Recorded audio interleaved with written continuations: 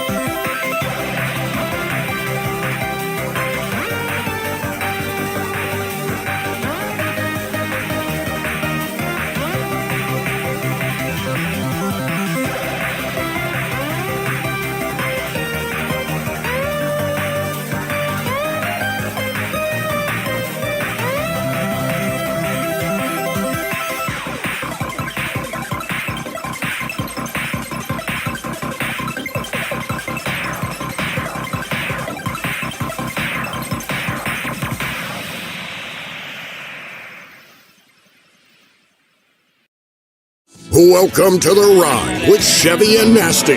Host Randy Chevrier and Sheldon Napashka guide you to great stories that spark great conversations. Two really big guys talking a big game.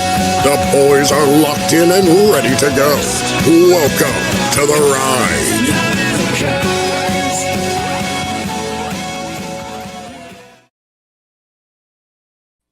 Welcome to The Ride, everybody. It's your weekly Monday night bro check. So sound off if you're out there. We'd love to know who's watching us, who's following us tonight. We had a great chat on the WhatsApp Ride chat line going on all night tonight. But speaking of bro check, I almost feel like this is bad luck, bad news for you. 2 Mondays in a row, we get to watch the Habs play, and it's 2 consecutive losses. Chevy, how you doing tonight, bro? I'm not feeling it. I'm not feeling it. I was watching the game outside, enjoying probably the first nicest day in Alberta of the year, watching outside on the patio with my son, looking forward to this game all day.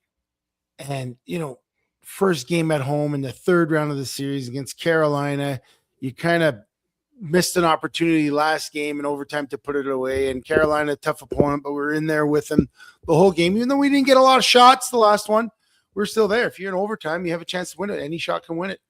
And you'd think that they would learn, and they go and do the same thing today. Sheldon, I'm pretty disappointed that they could only muster 12 shots in front of their hometown fans in Montreal. And there was a lot of wrong with this game. I mean, the 12 shots was part of it. It was the turnovers, turnovers in their own zone, the icings. They had like 100 icings in the overtime. It was just one blunder after another. And to Carolina's credit, what I see with them is a very strong team. Like, even when Montreal's on a power play, somehow Carolina is able to put 2 guys in front of any guy that had the puck, and they're always recovering. Like, there was no space for Montreal to do anything on a power play. And in the boards, the battles on for the puck, Carolina dominated all. In fact, they dominated 3 games in a row. Like, the one thing I noticed is it's like a physical strength difference. Like, boys playing against men. And I don't know if Carolina is on the enhanced games program, but not even hits. Like, the hits are huge, but just like when they displace a guy, like when you put your stick on a guy's back and you push him against the boards, they're like displacing them. Montreal's guys, when they body check, they're bouncing off. Like, I know what you're saying. I'm wondering how much of it is this, just the sheer number of games that the Canadians have played versus the amount of rest. I mean, when I see Carolina, that pop you're talking about is the quick twitch to the puck. It's not just outmussing the guy. They are physically quicker. Their response is faster. They look like the fresher team. And then for a lot of the other stuff, like, I'm curious. So the Habs is such an amazing venue in the playoffs. It's a young team though. Like, Carolina's been there. They've been kicked in the teeth for the last 4 years, been disappointed, but they're a super focused group right now. How much do you think of it as just the youth of the Canadians? Like, they're still fun to watch. They still, even with it 9 shots, 12 shots, they're still getting the puck to the right places to make it a scary game for a Canes fan. Like, how much of it do you think is just freshness of the Canes and a little bit of immaturity that you will expect to see from a young team like a Buffalo or a Canadiens? I would say that it's a little bit of that lack of playoff experience. I still thought going into the playoffs, again, against every team, you don't know what the matchups are going to be like. Like, I thought we matched up well against Buffalo because, Buffalo was full of a lot of skilled guys with a couple of big dudes, and we were able to match up. Like I said, Buffalo felt like the mirror universe. Tampa felt like an older version of what Montreal could be. And it's almost like they proved them wrong. But the blueprint for Carolina is different. Like, they're deep on all 4 lines. All 4 lines are dangerous. In fact, I would say that their weakest element is their goaltender, but he's not facing any shots. He's facing 12 shots in a game. Yeah. And I think Montreal can be dangerous if they shoot, and on the other side, Dobas is standing on his head. Well, because that's the next thing I'm going to go to too, is like, where would they be where would the series be right now if it wasn't for Dobas just being like outstanding throughout the playoffs? I mean, yeah, no, he was absolutely outstanding tonight. Like, the goals that went in, he didn't have a chance on all 3 of them. Even the last one, I mean, it went off someone's stick and went in top corner. But the other 2, I mean, he did everything he could, and Montreal was just out of position. But yeah, a lot of uncharacteristic play tonight. Like, the game-winning goal, Lane Hudson, their best, he gave it away up the middle. And then Carolina, you don't do that to a good team. You know. I will complain about. I'm sour grapes. I'm going to say reviewing offside is stupid in hockey. I think there should be almost like a statute of limitations. Like, if the play goes on beyond 10 seconds past the offside, then it's done. Like, if you got 4 referees on the ice, 4 guys wearing stripes with a blue line as thick as the table I've got in front of me. And if you cannot see a player cross in front of the puck and you can't make that call, then you need to change refs. You don't need to review the call. And yeah, I really hate when the refs get the calls right. It's just really the worst, isn't it, Chev? That's the whole. I think instant replay should just be tossed, at least for the Habs in the playoffs. No, just get rid of it. Who needs replay anyway? Yeah. Who needs replay? But I think that was a blatant offside, and I would have been choked. So offside, right? Like, it was so offside. It gets made up the other way when you look at the too many men on the ice. Oh yeah, it definitely made up that. But that should have been a tripping call earlier too. Listen, here's what I'm going to say though about your Habs is there's a lot of block shots, and they're giving up a lot of shots, but the guys are laying out there paying the price. They're still in. It's 2 games to 1. We're not even close to the series being done, Chef. Feeling like I'm not feeling it. It feels like you've got the worst team in the world. We don't even belong here. We should have lost in round 1. Next thing you know, you win 1 game and the hope's alive again. Like, you don't know where this playoffs is going for you. I definitely don't know where it's going, but I took all the Habs stuff off tonight. I was going to put on the Habs hat, put it on backwards. I said, you know what? I'm not even doing that. Like, we'll change it up. And, I'm just going to keep cheering for them. I think the next game, I believe, is Wednesday night. So I'm looking forward to that. Hopefully they can get ahead early. Today I said, please just survive the first 2 minutes without a goal. Well, I think it went 9 minutes before the first goal, but yeah, they do some pretty things, but I think they're going to really have to look at, like, this is not just tweak a couple of things. Like, they really need to figure something out in the next 2 days and come out with a different game plan. Because the game plan they've had is not working. It is not working. It's definitely not working. They just got to loosen up and play their game. Erwin, Joker Jerseys, makes a great point. He called confidently. He called the Golden Knights in the text line early on, and I thought that was a little bit off base. I thought Colorado would have a better showing, but I'm telling you what, I didn't follow the Knights that closely during the season. Yeah. Dude, they're awesome. So that's all I'm going to say is I'm going to acknowledge a good call on your part there, Erwin. Well, I called them too in the chat. I called them too. I picked the Golden Knights and the Habs, so I'm still picking for the Habs, but I pout after they lose because I have so much emotion going into the game. Like, this is what I was looking forward to, and they lost. But yeah, I watched the Avs look like they're hurting. And they are hurting. And the Golden Knights have the better goaltender. Wedgwood's like, but Hart is playing lights out.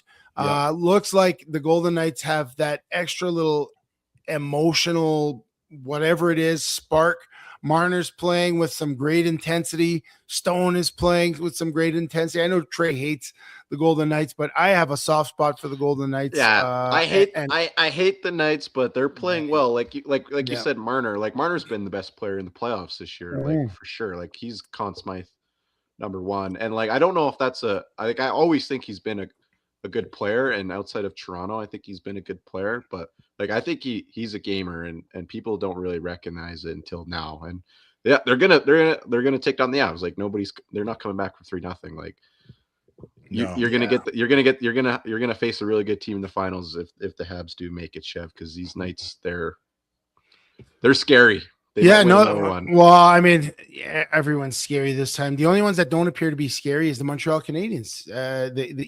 They can win games and series with no shots on nets. I guess that's scary for teams because like, well, geez, they got this far. I mean, they beat Tampa Bay with 9 shots on net in the game to win that one in overtime. And that's the thing, to give you hope, right? Like tonight when it went to overtime, it didn't matter how many shots they had on net going into the overtime. Whoever took that shot that counted was going to win the game. The problem is it was the giveaways. It was the icings. Like you keep giving a good team face-offs in their own zone, they're going to do something with it. And guys are going to be tired because you can't change. And you shorten your bench. Like, that was the difference. Rod Brindamore, he played all 4 lines. Yeah, for sure. Canadians ran 3. So, it's going to be interesting. I'm hoping that they pull it off because I'd really like them to go. But you called it on Saturday night, Sheldon. That's the only thing you responded. You said this one's going 7. I hope you're right, and I hope that Montreal winds up on top. I feel like they've lost a little bit of that team of destiny energy that they had early on in the first 2 series. So I'm hoping they recapture it. Because I was feeling it early on tonight. Claude Lemieux came out. The Montreal or the Bell Center was rocking, but it just didn't. I thought they would shoot tonight. I thought they would put some. The only guy that's putting pucks on net is the 2D men is Matheson and Struble. Yeah, Matheson's looking. Yeah, they're the only 2 guys that listen to the old. I remember old Don Cherry, Coach's Corner. He said, "Listen, in the playoffs, all you gotta do is put the puck on the net." And something's going to happen. And for those 2 guys, they're doing it. Everyone else, I saw Suzuki I love Suzuki. But tonight he made these 2 attempts at these dipsy doodle through the leg passes to Caulfield, completely blew it. And then it went the other way. And it's like, guys, simplify the game. Find the lane, take a shot, put it on net. Not every shot's going to be blocked. Sometimes you're going to shoot through traffic, but shoot. Just shoot. And they're not doing that. They're waiting for the perfect play. And I think they've played like that all year, and it's hard to deprogram that. But now because you just don't have the space to do that in the playoffs. So that's why you're seeing 12 shots. But Chevy, It's game 3. You got a long ways to go. And we got a long ways to go tonight. We got a guess. I don't know much about this guy other than his story fascinates me. Chevy, I'll let you set that up in a minute. But why don't we kick it off here with a little 300-pound poetry? See if we can change the mood a little bit here for our brother Chev. Yeah, let's do it. Trey, let's hear it. And now, 300-pound poetry with Chevy and Nasty. 300-pound poets on this 128th edition of The Ride with Chevy and Nasty. We have ignition. The Avalanche have been shocked by the Vegas Golden Knights. Now down 3-0. Colorado needs to find some fight. And the Habs continue to make my blood pressure rise. They need to take more damn shots on net or they will hear my cries. There's about to be a battle fought on Canadian shores. It's Tim's versus Duncan's in the going at wars. We took Trey to Harvey's today, and he had it his way. Blasted the burger with the big Harv sauce. He wasn't there to play. It's the nighttime show, and we are in now live. Or you can download tomorrow and listen while you drive. Yeah. I like that, Chev. I like that. Yeah, well, thanks. But and those of you that are here right now, you're not downloading us. I want to acknowledge all the guys that show up. Like Sheldon says, it's the weekly bro check. We got Jamin, we got Erwin from Joker Jerseys, Dine and Dash Dad, Ernie and Diane checking in from Regina. Ernie and Diane checking in. We got all the usual suspects here, and we'll talk about our guest in a minute. But I mentioned this in the poem. that we took young Trey today for his first Harvey's Burgers. Now, growing up in Canada, for me personally, Harvey's was a staple. I think I told you guys there was a Harvey's right behind my grandma's house. So whenever we'd go to my grandma's house, except on Sundays, we'd eat Harvey's. And I don't know, for me, it's always been the best of what I would consider the big four. When I'm talking about McDonald's, I'm talking about Burger King, I'm talking about A&W, and I'm talking about Harvey's. And you could even throw in Wendy's in there, the big five. Of those, I'm not talking about Five Guys that, in the fat burgers that came later and they make more of a gourmet style burger. But I'm talking about the big original five across Canada. Harvey's by far is the number one for me. Sheldon, where does it sit for you before we bring Trey on? It used to be non-existent in our world. There's no Harvey's in small town Saskatchewan that I remember. Coach, really? Tell me if I'm wrong. Then I spent my college in the States. I didn't even know it was a Canadian franchise. I think it was around in Calgary that I discovered it. Okay. And you know where I had my first one? They used to be in the lobby of, was it Home Depot or Rona? Do you remember that? No. You used to go in there, and in between, the entrance and the exit, on the way out, you could grab a burger. That's when I had my first Harvey's burger, and I instantly fell in love with it. So what's the big Sheldon burger? Like when you go to Harvey's, you got all your toppings. What's the Sheldon? For me, I'm all about mixing the mayo with some ketchup and some heat. Mm-hmm. Right. So like at home, I'll do the sriracha, but I love throwing on banana peppers. I skipped the banana peppers today and threw in the extra jalapenos, but I need it. I need a saucy, I need lettuce, I need diced onions, I need the pickle.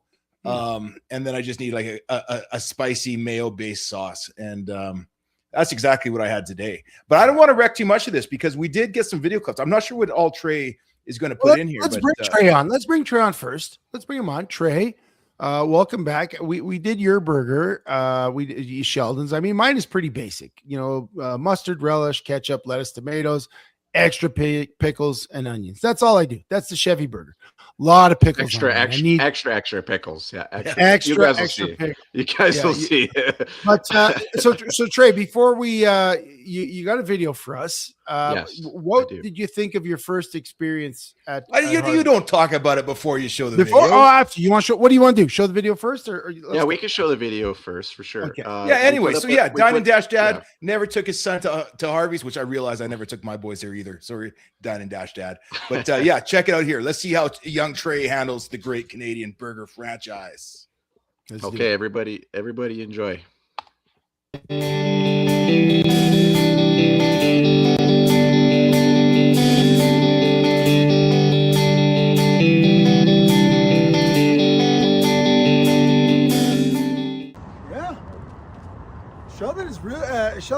Trey's really uninitiated to Harvey's. He just asked if it's Canadian. Oh, of course it's Canadian, dude. I have no idea. I think it's like the only truly Canadian burger chain that I can think of. Yeah, we're gonna do this.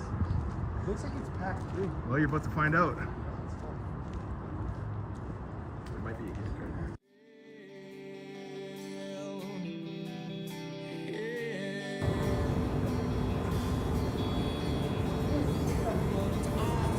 Yeah, so you actually do notice a difference in taste from Vegas. Is it better? Yeah, it's better. Yeah. And they have onion rings here, which are really good. And I think that they have jalapeno poppers, don't they?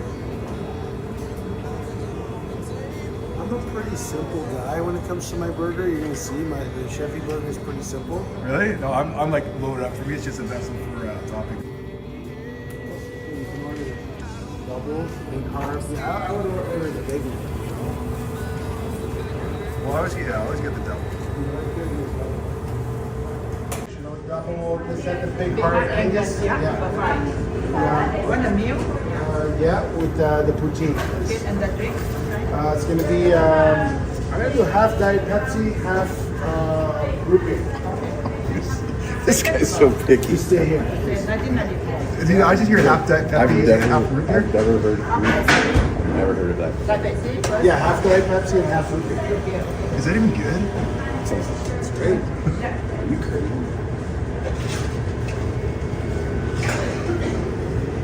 I had seated ones. Can I scan my seated ones? Too late? You can scan it for me. Okay, I'll scan for these guys.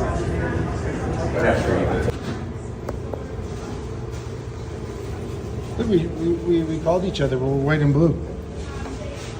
Except yours doesn't. You should. Can I draw a C on your jersey? I know.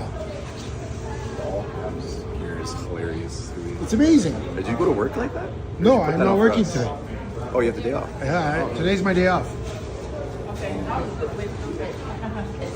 I'll get the big hard combo as well. Same thing, Angus. I'll get it with the Angus, and I'll get it with the onion rings and a Diet Pepsi. Okay. Come here and scan. You want to scan? Oh yeah. That's kind of done now? Yeah, we're so chirping. This is my Pepsi here. Thank you. And then yours. Okay, I'll do the Angus card combo. I'll do onion rings. Yeah, and the drink. And I'll do Dr. Pepper. Okay, scan here again.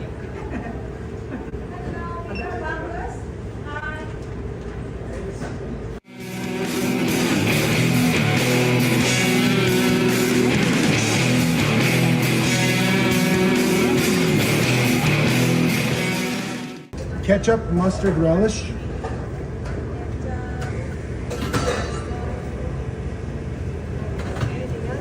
Yeah, a little bit more relish. I like. Yeah. Lettuce. Onions. Trey, make sure you pay attention here. Tomatoes, and lots of pickles. Extra pickles, please. Oh no, that's it. That's gonna be good. And maybe some pickles on the side if you can. Please. Yeah, I love the pickles. Oh, look at that burger. That looks good. Yeah.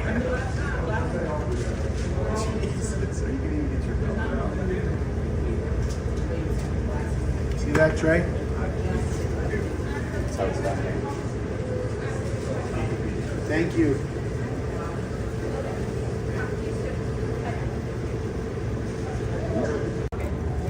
Okay, I'll do lettuce, tomato, onion.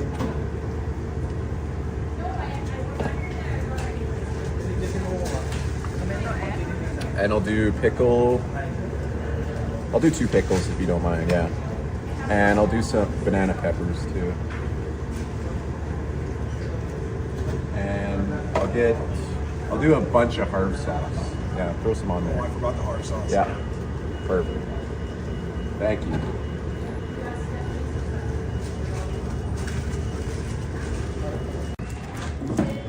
We good? Yeah, we're good. Need that first bite. Some onion rings? Chevy's already halfway through that Yeah. routine. No, What team's I just had to make sure that I was mixing it because I didn't want the cheese to be cold. You know? Gotta come through Okay. that. I mean, it looks good. Cheers. Good bite. That's the word, Trey.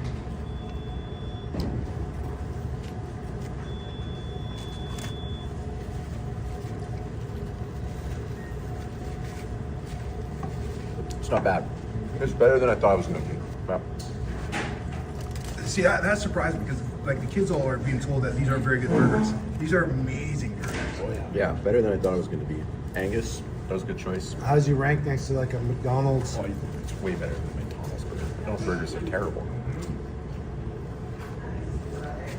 Onion rings are okay. Oh wait, we gotta do that again. I didn't hit record. The Dr. Pepper's delicious. There you That go. poutine looks better than the one that my friend had. I'll give you that. Out of 10? Out of 10.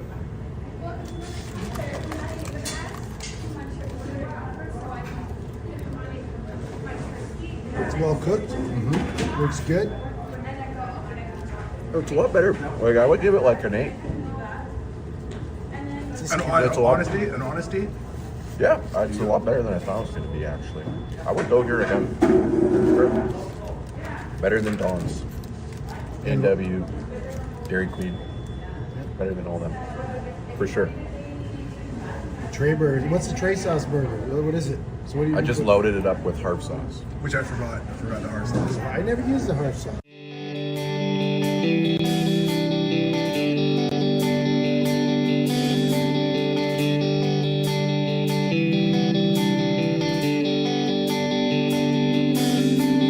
I don't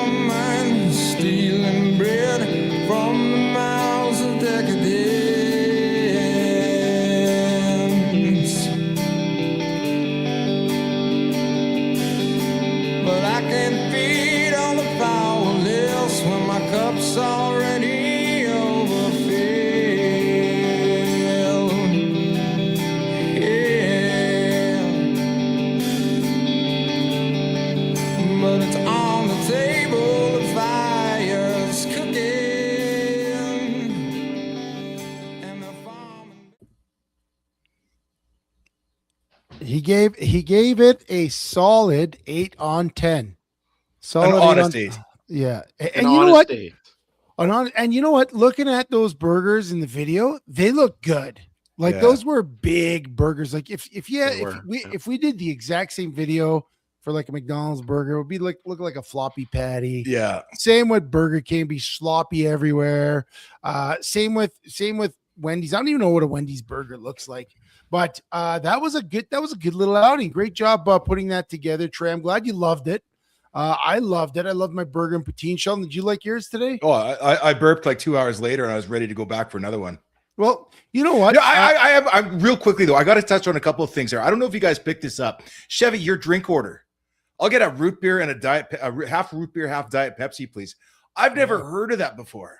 I always do that, man. That sounds gross. I What's do it do? that Just at- makes the root beer a little more cola-y? Like, I don't know. It just makes the root beer have less sugar. in and it. what's with all the pickles? You had them stack like 4 high of pickles, and then you asked for more on the side. I had pickles tonight too. I did pulled chicken sandwiches, and I just made the pickled relish tonight. I was ready to rock tonight. I love the pickles. I can't get enough There you pickles. go. I can't All get right. enough. Well, I can tell you guys we got you dreaming about Harvey's a little bit there too. I think we're going to come up with a bit of a shorter version of that video to put it out there because it was an awesome trip and the food was terrific. And Trey, good sport for going out there and trying it because I know you, the kids, the Gen Alphas or Gen Zs, whatever you are all like Definitely. Yeah, definitely my generation's hating on it, but like it was solid. I would go back to Harvey's over if I wanted a fast food burger. Like probably only like maybe Five Guys or Fat Burger would be the other place I'd go to before Harvey's. So I was impressed. I give it a good score, and I'm looking forward to probably trying it again here shortly. There you go. Right. Well, I was going to tell you guys, our next guest, Francesco Lepanto, he's joining us. We talked a little bit about him last week. He's a world traveling nomad, former TSN broadcaster, former rugby player. He's been living out of a suitcase for 10,000 days. Quite interesting story, but he started off in Montreal. And if I know a good Montrealer had a Harvey's burger, his journey probably started at a Harvey's. Let's take a quick break, Sheldon. We'll talk to Francesco about traveling all over the world. I believe he's done 53 countries, 3 times around the world. I believe he's in where did we say he's in right now? He's in Ecuador. But we're going to see what the Francesco burger is before we start going on his ride with us. So let's take a quick break, have a pee, have a drink, dream of a Harvey's, and we get back, we get Francesco on the ride. Shipping is only one part of the logistics process. Where and how your inventory is stored plays a major role in how efficiently your business operates. At PFM Freight, we provide secure, fully managed warehousing solutions that connect directly with our transportation network, allowing your goods to move smoothly from storage to delivery without delays.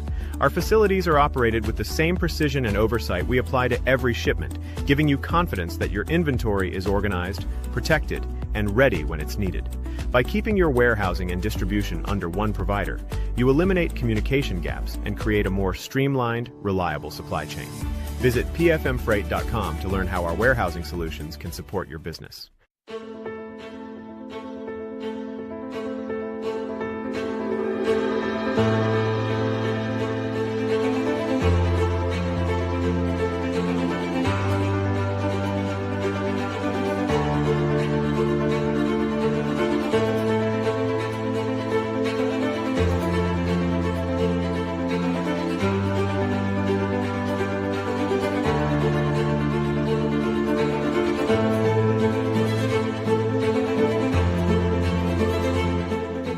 Do you want your business to be known? YYCCalgaryBusiness.ca is Calgary's only online media platform that gets you noticed. Short-form video content is rapidly taking over as the most effective way to engage your audience. Whether you're being interviewed on a vodcast, sharing a sizzle reel, or even hosting your own show, There is one place you can publicize your business. We want to tell your story and introduce you to our network of empowered business owners and leaders right here in Calgary. Isn't it time you took your digital game to 11? Call us or email us now.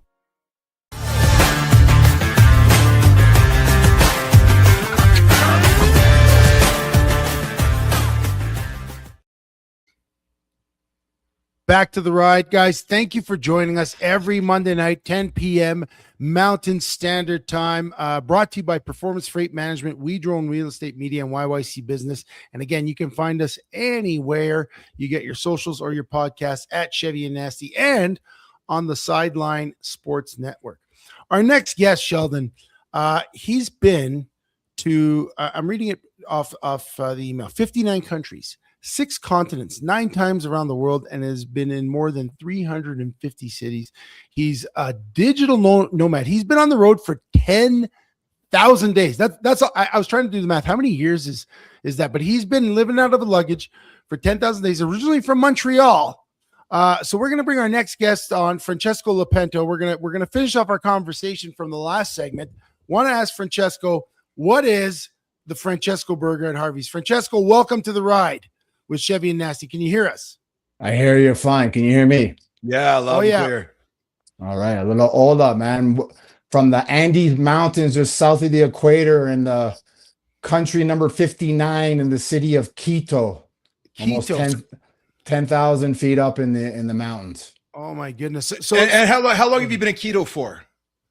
10 days. 10 days. And so what are you doing while you're there? Well, hold on. First, let's go to the Harvey's. Let's go to the burger. Okay, Harvey's, I wasn't sure if you heard our okay, our no, questions. hold I know on. you were Hold on. Go for it. Montreal. First of all, I'm fasting, bro. I've been fasting for the last 7 years. So my last meal was like at 3:30 p.m. So you got me sitting in your waiting room watching you guys eat a bloody freaking Harvey's burger. And everybody knows Harvey's got the best meat. Yeah. Right? It's straight on the grill, classic. If you don't know it, then you need to know it. Harvey's is pretty good. They got a good hot dog too. My burger would be like I'm pretty standard, man. Whatever the hell they would make me, I would eat at Harvey's. Well, are you a relish guy? Are you a ketchup guy? A mustard guy? Like I just told you, Chev. Whatever they would make me, they're the experts, dude. Yeah, they're the original artists. But you see them do it for you. So wait, when you go there, you're just put whatever you want. That's what you tell them and just let them do it. Listen, in Montreal, you know this, okay? These guys in Calgary don't know this. There's a thing called a toasty and a steamy. It's hot dog. Fair enough. When you get a hot dog, they ask you, all dressed? And you say, yeah. And it's mustard. It's whatever the hell they put in it. You just take it. You just say, well, all the rest. Yeah, that's true. It's true. So, and when you go to Montreal, you say all dressed is code for they'll just do whatever they want. That's exactly. True. Yeah, and just for the record, I know a toasty and a steamy, but only because of our good friend Randy Chevrier here teaching me the ways of the Montreal hot dog. Dude, it's so good, dude. I could put those things down like there's no tomorrow. But not while you're fasting. So tell us, 1998, you leave Montreal to play professional rugby. Injury knocks you down, and then you decide that's it. I'm going to see the world. Start there. Well, I'll start there. What happened basically was it started actually in 1990 when I was 16 years old. I went to Europe after I graduated from high school for like a month on like a crazy tour. And the adults were more irresponsible than the kids. And then I sort of kind of started running it. And then it just came to me. I was like, I need to do this for like forever. This is too much fun. So fast forward 8 years later, playing rugby in Montreal, I applied for my passport because my parents are Italian, right? I'm actually Italian. And so I got my passport. And then a few days before leaving, I got summoned to the army, the Italian army. Oh, no way. Yeah. So I was like, this is 1998. So imagine, right? The wall fell 8 years before. I'm in Europe 8 years earlier, thinking like, this is the moment I can travel and have freedom. And basically what happens is I got to make a decision. Do I want to go play pro in Italy? Because I'd be a non-import and I have a bigger possibility of cracking the lineup. I wasn't a superstar. I was more of a grinder. As Chevy knows, we like to grind us Montreal people. And I was like, nah, I ain't going to no military, man. I know how this shit works, and you people will be starting some war, and I'll have to go. And it's like, nah. If I'm gonna be in charge, I'll dictate what's going on. You ain't dictating to me. So I had a buddy by the name of Shane Thompson, very famous Canadian rugby player. One time had the records worldwide for sevens rugby, playing in James Bay Athletic Association in Victoria, BC, in Oak Bay, actually. And so they offered me to come out there, and it was World Cup was going to affect a year later. So I figured I'd go play on this team. They had like 12 pro players. Rugby became pro in 95. So it was very like at the beginning stage. So instead I went to BC and played rugby in BC and Vancouver, in Seattle. And from that, I played a year and then had another opportunity to go back there, to go to Europe. And then our mutual friend, Andre Wellington, called me and said, hey, you want to go to Jamaica? Like, this guy was a beast. This guy was a hell of a football player. He could have done anything he wanted, but he was fed up of it. And I was fed up of it. And I said, yeah, let's go. Just literally on a phone call. And that's how it started. So Jamaica was your first time stepping, aside your European trip, stepping out of Canada. You went to Jamaica. I'm assuming you're playing some rugby out there. No. I was done. That was it. It was over. It was over. Career was done on a phone call from Andre Wellington and said, you want to go to Jamaica? And I said, yeah. I said, but the only thing is I got a girl I want to go see in British Columbia. So how about we jump in the car with our other buddy who's moving to British Columbia, and then we'll go down the coast and we'll catch a boat from Houston to Jamaica. This is how much I knew about traveling. I didn't know anything. I didn't even know that Houston was nowhere close to Jamaica. Or to BC. Or to BC. But then again, for a woman, I've been around the world many times. So it was the beginning of many journeys for a woman. It sounds like the ride. So at what point then was it, Frank? Like that you just said, dude, I'm just going to travel. Like I got so many questions for you. How do you fund this thing? Can you make a living on the road? How do you choose where to go next? Are you just rolling with it? But let's start with you get to Jamaica. And when did the moment come where you're like, I'm just not going home? No, basically when I got to Jamaica, it was a huge shock, right? So like being French Canadian, Italian, being Southern Italian, we're kind of people that have been transient in our history, right? We've kind of been exiled in a lot of ways. And so when I got to Jamaica, it was a big shock, right? We lived with this family in the mountains in St. Elizabeth. Wago Masa. You know what I mean? Speaking patois and stuff. Like I don't know anything that's going on. It's complete shock, right? Then we end up living with the Rastas. Shout out to the Ito family. Wago on, what more fire? And I lived on the beach with the Rastafarians, and that's kind of where I kind of got educated besides university and grad and broadcast and everything else. That's where I got really educated, from these Rastafarians. And I don't mean everybody's like, oh, you smoke weed and whatever. It's like, no, dude, you don't understand the culture, right? So you got to really, it's more than what you think it is. What is it? It's more than Bob Marley. Well, they live an Ito life, which is all natural. They believe in karma. They believe in doing good and how you move and being the example that you want the world to be. And it's just very stoic and very powerful kind of ideology. And so living with them kind of opened my eyes up, that I was kind of like, dude, I went to BC to go to Houston to jump on a boat. I also tried to get on a boat in San Francisco with Wellington to see if we can make it to Jamaica and jump off. Like I was clueless. I didn't know anything. Not even that, dude. We got to Jamaica with no money. There was no smartphone. We had no money. We slept in the airport. The roads got rained out. How old were you then, though? How old were you then? 25, 26. Oh, this was after university. So Sheldon, just so you know, for context, Andre Wellington played football with me at McGill. He also played at Concordia. And I think that's where you met him, at Concordia, right? Correct. Was it? And Andre is, you have that one guy on your team that's the coolest cat that anyone knows. That was Andre Wellington. The coolest guy. Could do anything, as Francesco said. The most fit guy.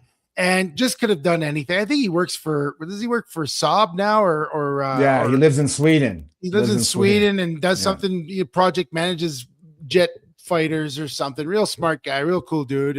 And his brother Franz as well, great football player as well. Both guys could have easily played in the CFL, and they're just like, we'll go live in Jamaica, I guess. I got places to see. Yeah. Oh man. So where did you guys wind up after Jamaica? Like at what point did you like, is that what at some point Andre's like, okay, I'm getting back to the real world in terms of what's typical for most human beings. You know, you go to university, eventually you take that piece of paper, you try and do something with it. If not, you do something completely different. You're not doing that. You like, this is the ride. Like when we talk about our podcast, you going from Houston to try and catch a boat to Jamaica. That's kind of what we envision when we talk about how our podcast goes. It goes everywhere. So at what point are you like, that's it? Like, I got no money. I'm in Jamaica, but I'm continuing down this way. Like, what inspired you after that? Well, just to tie it into that, it was 1999. It was Y2K. It was going on to 2000. And we were on a beach in the grill. And we were worried about not having money and the system not working. And we just got ripped and partied. But after that, what happened was it was time to go. It was 3 months. We were trying to find work in Jamaica. Like, dude, we were clueless. Like, it was like, I might have been 12 years old versus 26 years old. It's just didn't know what's going on. Like, these Jamaican people looking for work. You think you guys are going to get work? Like, Andre, obviously, he's black. He's 6'5". He's big, looks Jamaican. I don't look Jamaican. Ain't going to fly. Right? I'm not going to get away with it. So we end up going to Fort Lauderdale. So we go to Fort Lauderdale. So we're making our way back up to Canada, right? Because Andre, like you said, he's going back to his regular life. And then for me, that's where it really took off the first time around the world. But when we got into Fort Lauderdale, we got stopped, right? We got put aside for screening. And so the guy goes to me, the customs guy, one of many conversations I've had with customs guys. And I love my conversations with customs guys because I always spit the truth. Because you might think I look like a gangster or my name's Italian and I must be mob, tied up or whatever bullshit you want to throw at me. So I told the guy, I said, buddy, you think I went to school, gave up a rugby career and graduated from university to go to Jamaica to bring weed and sell it in America? And the guy started laughing. He's like, you can go. So we ended up in Fort Lauderdale. We lived in some shanty town house. We got jobs illegally as waiters and bartenders on yachts and stuff. And then we stayed there for a few months. It wasn't as much fun for Andre as for me. Now it's flipped. In Jamaica, it's cool for him because he's black and I'm not. But now in South Florida, he black and I'm not. It's favoring me versus him. So we went down, we worked there. Then we end up taking a car to New Orleans. We go to New Orleans, and halfway on the ride there, I started doing the math that this car is stolen, that he took from some other guy. Oh, Jesus. So we had to ditch the car in New Orleans. And man, New Orleans is so much fun, man. I haven't been back since. I don't know why, but it was a wicked time there. It was so much fun. Then we ended up going to Philadelphia. It was the first time I got sick. I was bedridden for like the 2 weeks we were there. I don't know what hit me. It hit me hard. And then Andre went back to his regular life. And then that's what really took off. I was like, man, I'm buying a round the world ticket for $4,000. You get to keep going east and make your way around within a year or something it was. This was 2000. And that's how it started, the first trip around the world. So who was selling flights around the world? Like, was that a real thing? Oh, no, that was a thing. The Star Alliance. The Star Alliance is like Air New Zealand, Air Canada, all the different Lufthansa, Thai Airways, Singapore Airlines. They used to sell a package deal. And the dates are all set for you kind of thing. So I'm going to be in this country for this long, and this country for this long. And just make sure you make it to the airport in time. Yeah, and you could change. It was like $100 to change it, but you had to keep on going the same direction. You couldn't backtrack. So I flew to like Italy. I started off in Italy. Then I went and lived in southern Italy where my family was from. I've been there since I was a little kid, right? Because I spent some time up in Italy and in Canada. And so I went back to Italy. Then I went to Greece. And then I went and had a girlfriend. She came down, spent Christmas with us. Then I went to Germany. I went to Amsterdam, smoked a joint. Then I went to Asia and then through Indonesia. I was in Bali the first time in 2001. I went to India too, which was crazy as hell. And then Australia, New Zealand, back around. Sheldon, you go ahead. Well, that's crazy. And that's funny too, because we're talking about 2001. Like India, a lot of these places you're talking about have changed a lot in the last 25 years too, right? Like it's you didn't quite 2001, you still don't have a smartphone. You're still dealing with paper tickets and calling 1-800 lines to find out where your next flight's going. Anything happens, you got to like solve that shit on the fly, right? Like it's that blows my mind. But like when you went to these different places, did you stop and work? Did you treat it like you're on, like, some kids in Canada, we go after high school and go travel for a year? Like, were you getting jobs or were you just girls? Like, what were you doing? Like, what was driving you? well, the driving was freedom, man. Because when I was like 5, 6 years old, I was like, what the fuck is this bullshit school shit?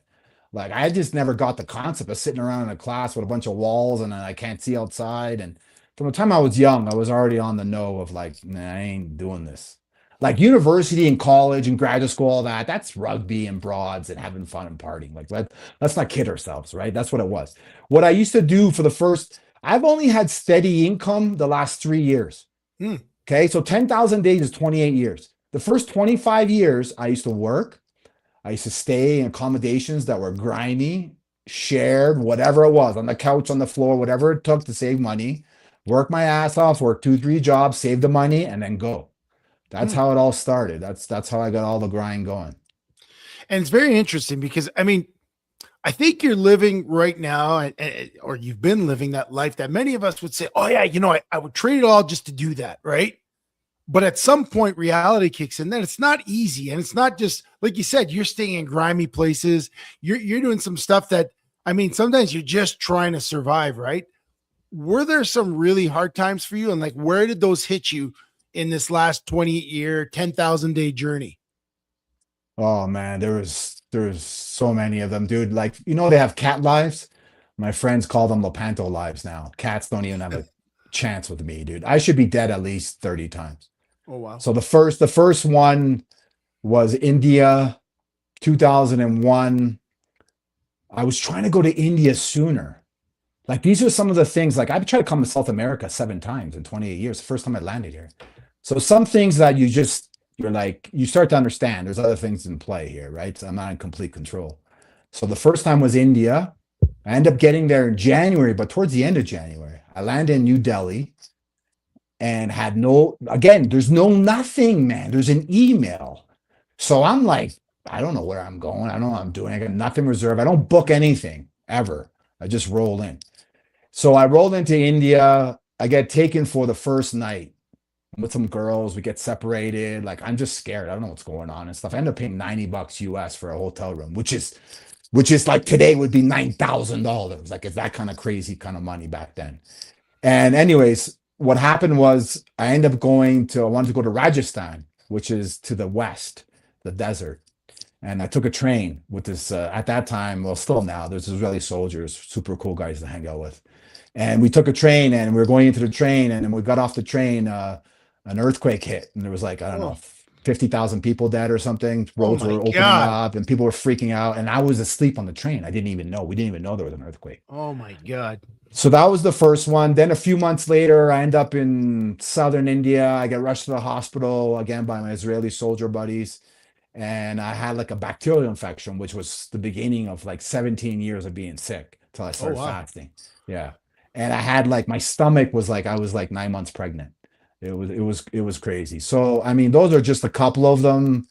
There's so many. It's yeah, dude, it would take me a day or probably longer, maybe a week to tell them all.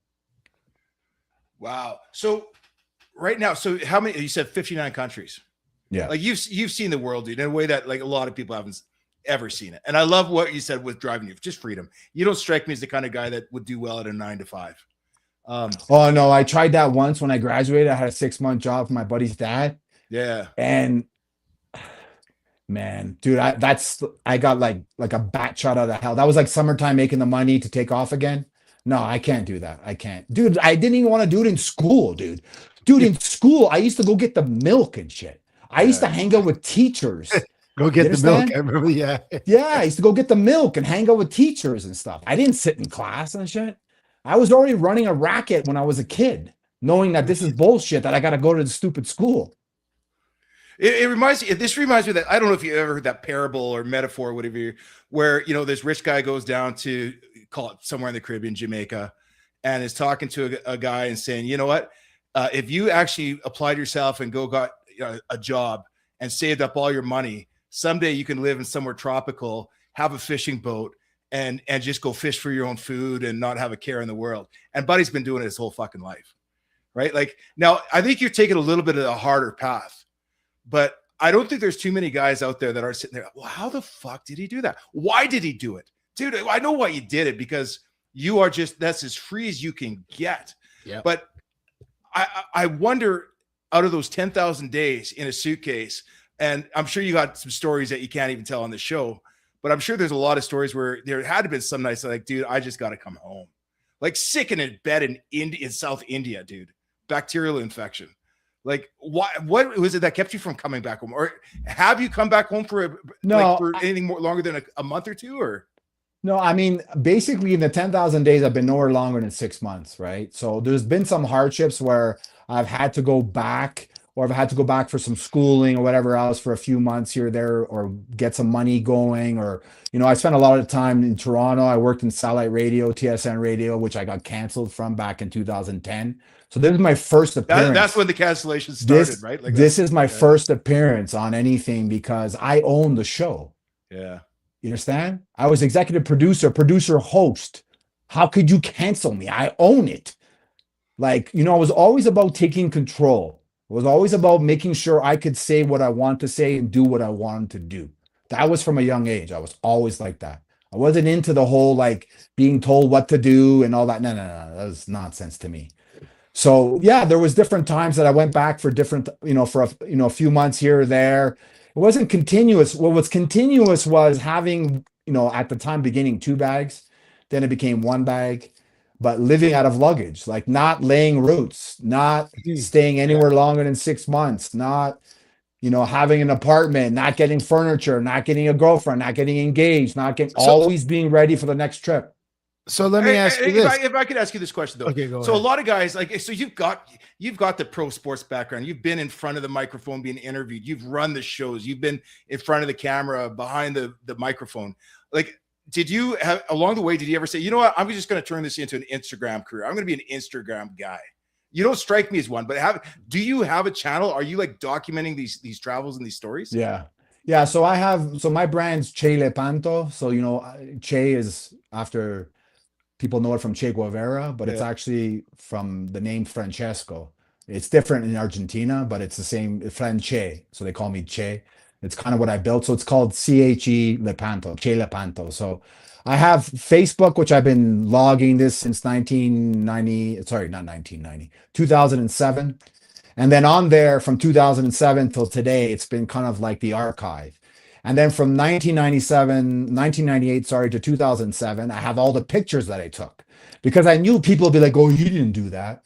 I go, oh yeah, here, I was here, I was there, I was here, I was there. Like, I love I've been following you forever, right? And I message you here and there, like, where are you now? Like, what are you doing? So I said, that's why I said we had to get you on the show. Like, I thought you were a pilot.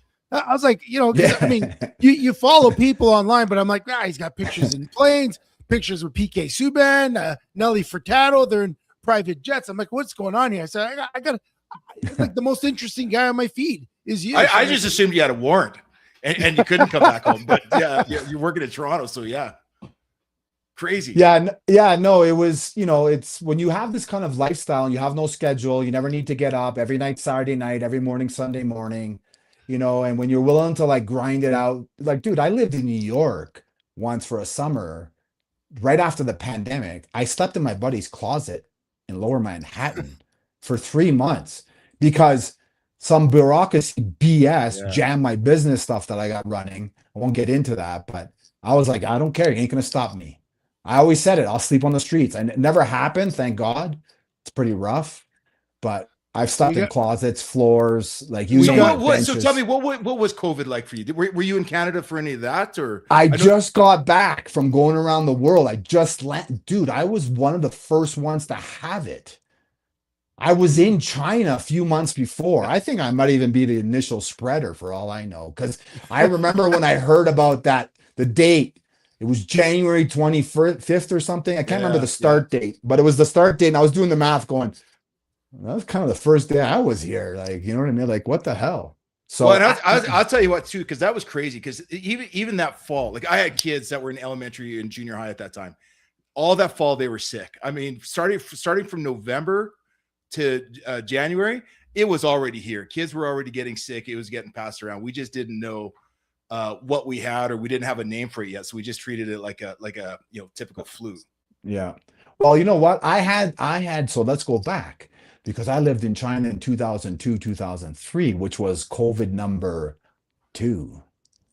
So I already went. Was that like I the already bird flu went or SARS? Was that SARS or what was that? SARS-CoV number 2. Yeah. Okay. So number 19 came. I was like, yo, dog, I already lived through this. I got this. I don't know, but I already lived through it. I lived through lockdowns in China. I lived through the whole experimental phase of all that stuff. So when 19 came and I just came from going around the world, my plan right away was like, I got to get the hell out of here. This shit's going on lockdown. Like I already knew it was coming. But what happened was I got it. So I had it. And what happened was like everything I've ever had, I've had chikungunya virus, COVID-2, COVID-19, like the different types of flu, like dude, I've had bacterial infections, like Ebola? crazy shit. Have you had Ebola yet? No, not yet. I'm waiting for that when I go to Africa, back to Africa. But my point is, I knew that my body could fight it. You see, this is where the bullshit comes in. Nothing more powerful than the human body. That's how I healed my body from intermittent fasting.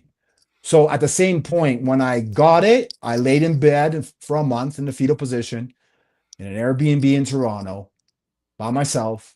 No help from nobody, no call anybody. This is the life you chose, then you grind it. So I laid in bed for a month. So for me, I was like, I got the antibodies. See ya.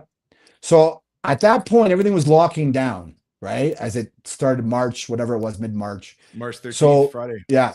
So by like end of April, like once I was through with getting the virus and whatever else and seeing the lockdown and knowing all the BS, because I lived through it already in China in 2002, 2003, I was like, okay, I need to hit the road. But the problem was everything was shut down. Yeah. All my contacts, everybody was like, no, we're in lockdown. No, we're wearing masks. And I'm like, I'm not wearing a fucking mask, man. I'm not taking this bullshit again. I already lived through this stupid shit. So I was like, okay, I can go to Sweden or I can go to Mexico. Sweden, I had Andre Wellington. He was living in Sweden. They didn't have complete lockdown. So I thought, nah. But I've already like avoided going to Sweden a few times. I don't like that too organized society stuff. I like a little chaos. So I was like, fuck it, I'm going to Mexico. So I went to Mexico. Where? I went to Tulum to go see a girl. But what was funny about it was when I went to the airport, the lady at the desk, whatever, Air Canada, whatever BS people that they act like little Nazis when they think they got so much power. She's like, where do you think you're going? And I'm like, I'm going to Mexico. And she's like, I don't think so. I was like, are you immigration? Are you security? No. So get out of my way and let me go see those guys. So like the border guys, I got a crazy relationship with because these guys have been trying to track me for ages, always trying to like see like, what are you up to? So I go to the border. Crazy dude. Like honestly, if I was a border agent and you came to my stand and I looked at your passport, I'd be, who the fuck is this guy? Yeah. There's pages and that's why they made it bigger. That's probably why they made it bigger, more pages. So the customs guys are like, where are you going? And I said, I'm going to Mexico, man. I got a fiance, which is not true, but you got to like play it a bit. So, but I was going to see a girl. So I said, listen, I'm going to Mexico and shit. Like, you know what I mean? I go, why is this lady bothering me? She goes, oh, because it's people who think they're going to go to Miami and party. And I was like, yeah, that's not me. And even though I did a year later up in Miami partying because it was still going on. So I was always trying to avoid it. That's kind of what happened. I was in Mexico. And then after that, once Europe opened up, I went back to Europe. I was just basically reading how things were working and then just going where I didn't have to wear a mask or have to deal with this nonsense like 6 feet away. Like I kind of saw it all from the beginning because again, I lived through it. Right. So. Yeah. So you had a feel. And once you're sick, dude, my body's good. I'm good. You're as protected as, and you're more protected than anybody else can be. And that was just a crazy time because Canada, if you remember, you were completely locked down. It was cohorts. US was kind of mixed. I remember watching Minnesota. They sent out the National Guard to patrol the streets, enforcing curfew, shooting at people with paintball guns to get back inside their doors. Yeah. I mean, that was one of the craziest times in the world. What did you find in Tulum? Like how they treated down there? And then I want to get into this intermittent fasting thing, but how was life in Tulum? Tulum, bro, when I went to Tulum, I was the only person on the plane. Okay. 5 flight attendants and me. And this is how I know when stuff doesn't make sense to me. Okay. Yeah. You're telling me to put on a fucking mask? There's no one on the plane. It's just me. What the hell do I need a mask for? Like, that's when I knew right away. But Tulum was crazy because they were killing cab drivers. There was no tourists around. There was nobody around. And not even that. The girl kicked me out of her place 2 days in. So now this girl who I met online. So the engagement didn't really work out for you then? No. And 2 days later, she kicked me out. So now I'm on my own. There's no tourists. Taxi drivers are getting killed. They're getting assassinated. All there is the cartel, the military, the federales, and they're fighting each other. So even getting around, when I used to go do groceries, I'm doing the cross, like hoping I make it, I don't get killed. But I didn't have to wear a mask. So that was cool. So where did you go after that? You said you went up to Miami, and then have you been in South America since? Because I mean, that's 5 years. So South America is the first time in 28 years, 7 tries, man. I could never make it here. Listen, before that, a few years ago, I can't remember the exact year. After the pandemic, let me think. I think maybe it was like 22. I tried going to do my South American trip. So listen to this. This is 20 years later. I'm still not that bright, I guess. So, but actually, it wasn't my fault. It was the airline's fault. What I did was I said, okay, I'm going to go to Costa Rica, and then I'm going to make my way to Antarctica, because this is how I travel, right? I go hardcore. Why not? So I go through Panama, I land in Costa Rica, the immigration guy, and their immigration is like military. Like these guys are like strapping and like ready to go. I was just like, what the fuck? So the guy's like, you have an out ticket. And I said, well, no. I said, I'm going to Antarctica. And the guy's like, what? And he's like, nah. Fucking armed guards, dude. Fucking AK-47s and shit. Dude, I'm telling you, the way I've been treated in 28 years just because of the way I look is crazy to think. That's why people tell me racism and shit. I'm like, shut the fuck up. You don't know shit about shit. Everybody prejudges everybody. That's how it works, okay? People are limited information. It goes back from tribal times. And it varies from wherever you are, right? Like every place has got some level. I look at it's just part of Mexican, Cuban, Italian, Lebanese. Exactly. Yeah, but the guy just didn't like me, didn't like my look, didn't like my attitude, didn't like whatever it was, didn't like that I could speak multiple languages, whatever. Anyways, so he's like, you need an out ticket. But this was COVID times when I flew down there. So the guy who let me on the plane, he messed up worrying about my COVID vaccination instead of worrying about why I have a one-way ticket. But dude, in Asia, you can go one-way tickets everywhere. So I never done Central South America. I didn't know you can't go one way. So anyways, I get shipped back to Panama. Okay. So now I'm like Wilson on that fucking that movie where he's with the ball there. Not Castaway. Wilson, sorry. Castaway, not Castaway, the airport guy. Yeah, sorry, the Terminal. guy. I think it's Terminal. Yeah. Terminal. So now I'm Terminal. They got me locked up in Terminal in Panama. Okay. You know who's locked up in Terminal in Panama during COVID? They canceled all the flights. I couldn't get a flight back to Canada because now they have to send me back to Canada where I started. So now I got 3-4 days, I can't remember what it was, locked in the airport with a whole bunch of like refugees. And dude, these people, the way they were treated, there's seats, man. Like, how am I supposed to sleep, man? I'm not going to sit on a chair for 3-4 days. So what I would do is I would sneak out and say, I got to go to the bathroom. Just like when I was in school. I go get the milk or I need to go to the bathroom. I go get the bathroom. And then they would play cat and mouse with me. I would go find places to sleep. They would catch me, bring me back. I would leave. I'd go get food. I'd bring the food to the refugees and stuff. They love me because I was like, what are you guys eating? Like, I can eat because I'm going to the bathroom, right? I'm like playing cat and mouse with these people. And they'd always catch me, but I get away for almost a day at a time. I was pretty good at hiding. Oh my God. Hey, we got some guys asking here, and I think it sounds to me like this became a big part of your life. And we all talk about intermittent fasting up here to lose weight, or apparently it makes you healthier, but it sounds like with you is kind of a lifestyle thing. What is it about intermittent fasting that you want us to know?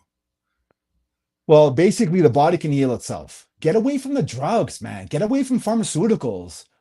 Like, wake the fuck up, man. Your body's God made. It's the ultimate machine. What do you need all the other stuff? You getting all the other stuff because you lazy, because you're not disciplined, because you can't do it. You can do it, but you got to build to it. You got to work to it. It doesn't just, listen, when I first started, so I got, in 2018, I was in LA. Famous doctor by the name of Philip Goglia, celebrity doctor, right? He tested my blood one day and the room went quiet, man. I knew it was like, this is not good. He's like, you got a year to live, man. He's like, you got type 2 diabetes, fatty liver, high blood pressure. Like, what the hell have you been doing? So I started telling him. He's like, yeah, it makes sense. Because I basically partied like rock star. From the time I was in Europe when I was 16 years old, I never stopped. So by the time 2018 rolled around, you know what I mean? I was Like you couldn't go anymore. I wasn't living till I was 100. I didn't care. I was like, I'm ready to die. I don't give a shit. I just want to be free. So basically, at that point, it was a wake up call. I had to start taking diabetic medication, and I'm not a drug guy. So I was like, man, and you got to pick your finger for blood. Anyways, it's a wake up call. So I always knew from the time I was younger, because I always bodybuilt naturally. I was always super fit.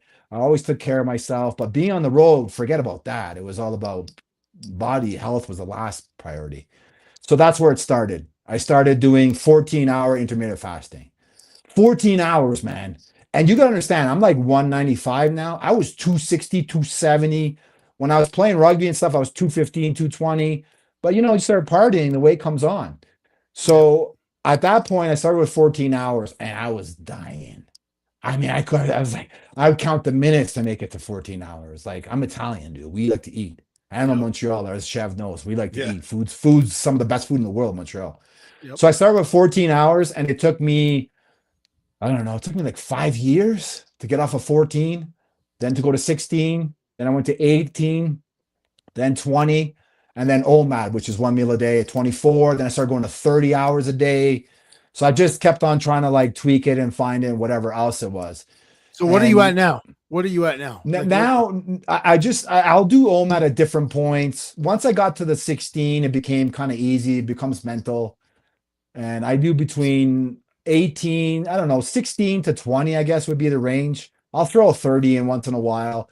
I've done 3-day water fast. What was the first thing you felt in your body once you kind of adjusted to it? Because when you're fasting, your body's healing like 18 hours a day, right? Like you're not processing foods. The biggest thing is to give your stomach a rest.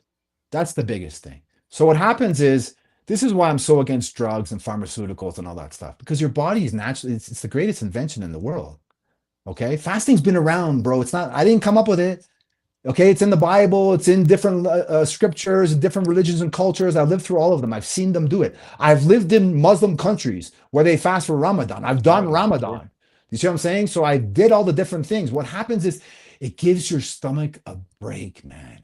It gives your mind a break.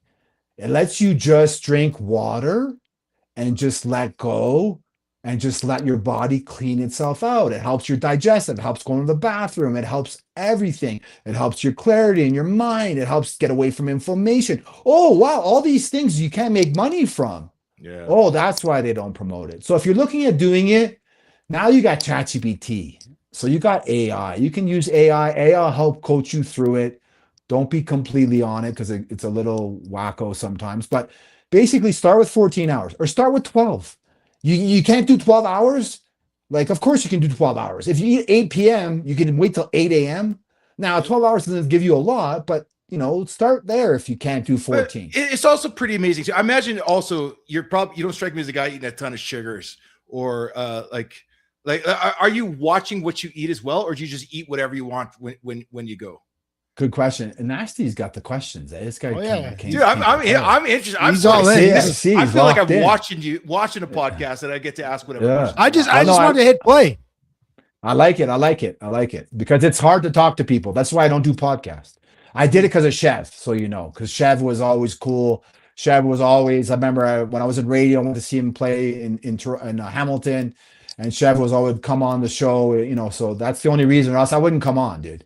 I've been on nothing. Dude, I've been on nothing. That's awesome. You understand? And you hear by the way I talk, there's no one behind me. I say what the fuck I want, man. If you don't like it, then go somewhere else. Yeah. Get someone else, because I'm not that guy. You understand what I'm saying? So I kind of say whatever I want. I knew what we were getting when we had you. I just have one question for you, but I'll save it for the end. I'm going to save it for the end. Sheldon, okay. Go. Sorry, what was the question again, Nasty? Dude, I already forgot because Chevy's going to ask questions about. He makes everything about Montreal. No, hold on. My question was like, aside from just fasting, like what do you eat? What do you eat? Oh yeah, sorry. What do I eat? We're discovering are as bad as pharmaceuticals. Okay, so listen to how it works. Okay, it's not about what you eat. Okay, at the beginning part of it, how many calories do you consume a day? That's what it's about. So if you like shitty food and whatever else it is, and you want to I want to have McDonald's every day. Okay, so do that, but count your calories. And then as you start counting your calories and you realize that they're not giving you as much power you want, you're going to naturally go to natural whole foods because you're going to want to maximize how you feel. You're not going to want to feel like crap. So that's the way I say people to start it. Start at 12, 14 hours a day. Count your calories. You can't ChatGPT. Just talk with ChatGPT. It'll teach you and walk you through it. It's not rocket science. And then just count your calories. And then what you do is you spread out your meals. So it's not about, yeah, but I love breakfast. Okay, so then what time you want to have breakfast at? Like tell me when you want to eat, and I'll tell you when you can eat. You'll find a window. So let's say it's 14 hours a day. That means 10 hours. So that means, okay, you don't want to have breakfast, but I like to eat later on. Okay, so eat at noon and 10 p.m. But you in that window of 10 hours, you only have a certain amount of calories you can eat. You can eat whatever you want during that window of time. But it's about digestive. It's about making your system work for you. It's about not having inflammation, not being bloated, not being gassy, not being tired, not being irritated, not, oh, I got a headache, take an Advil. Like, no, your body's giving you signals. So adjust the signals and go with it.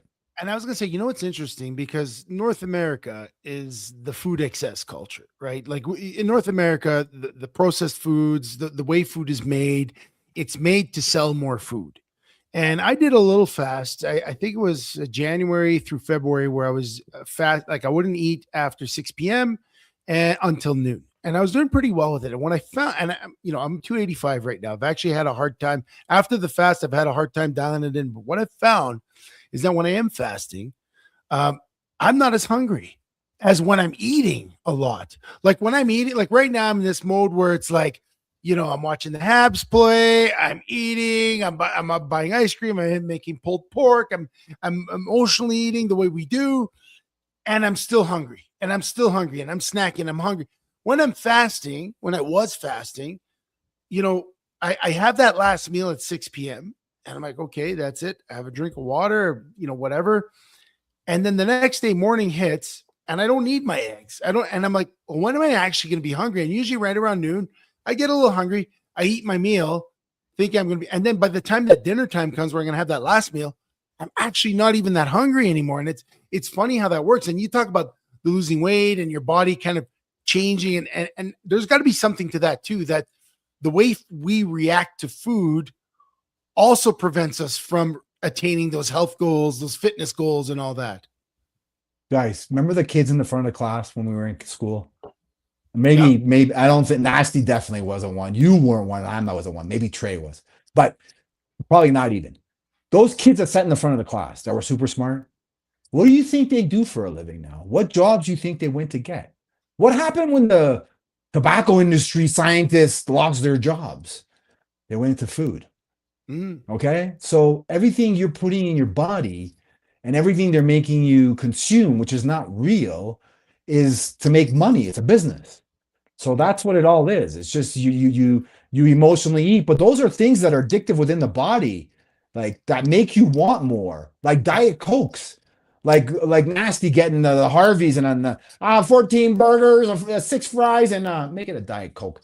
Like it's just they trick you. Did you know Diet Coke actually spikes your insulin? Yeah, I didn't know that. I didn't know that. Like what the hell? So then it's not really Diet Coke. It still has an effect on your body. So it's all kind of tied in. It's all part of the big business part of it, and then making money. Like, I've lived in Italy, Japan, Bali, the Himalayas. I live in South America. I live all over the world, dude. I chase food.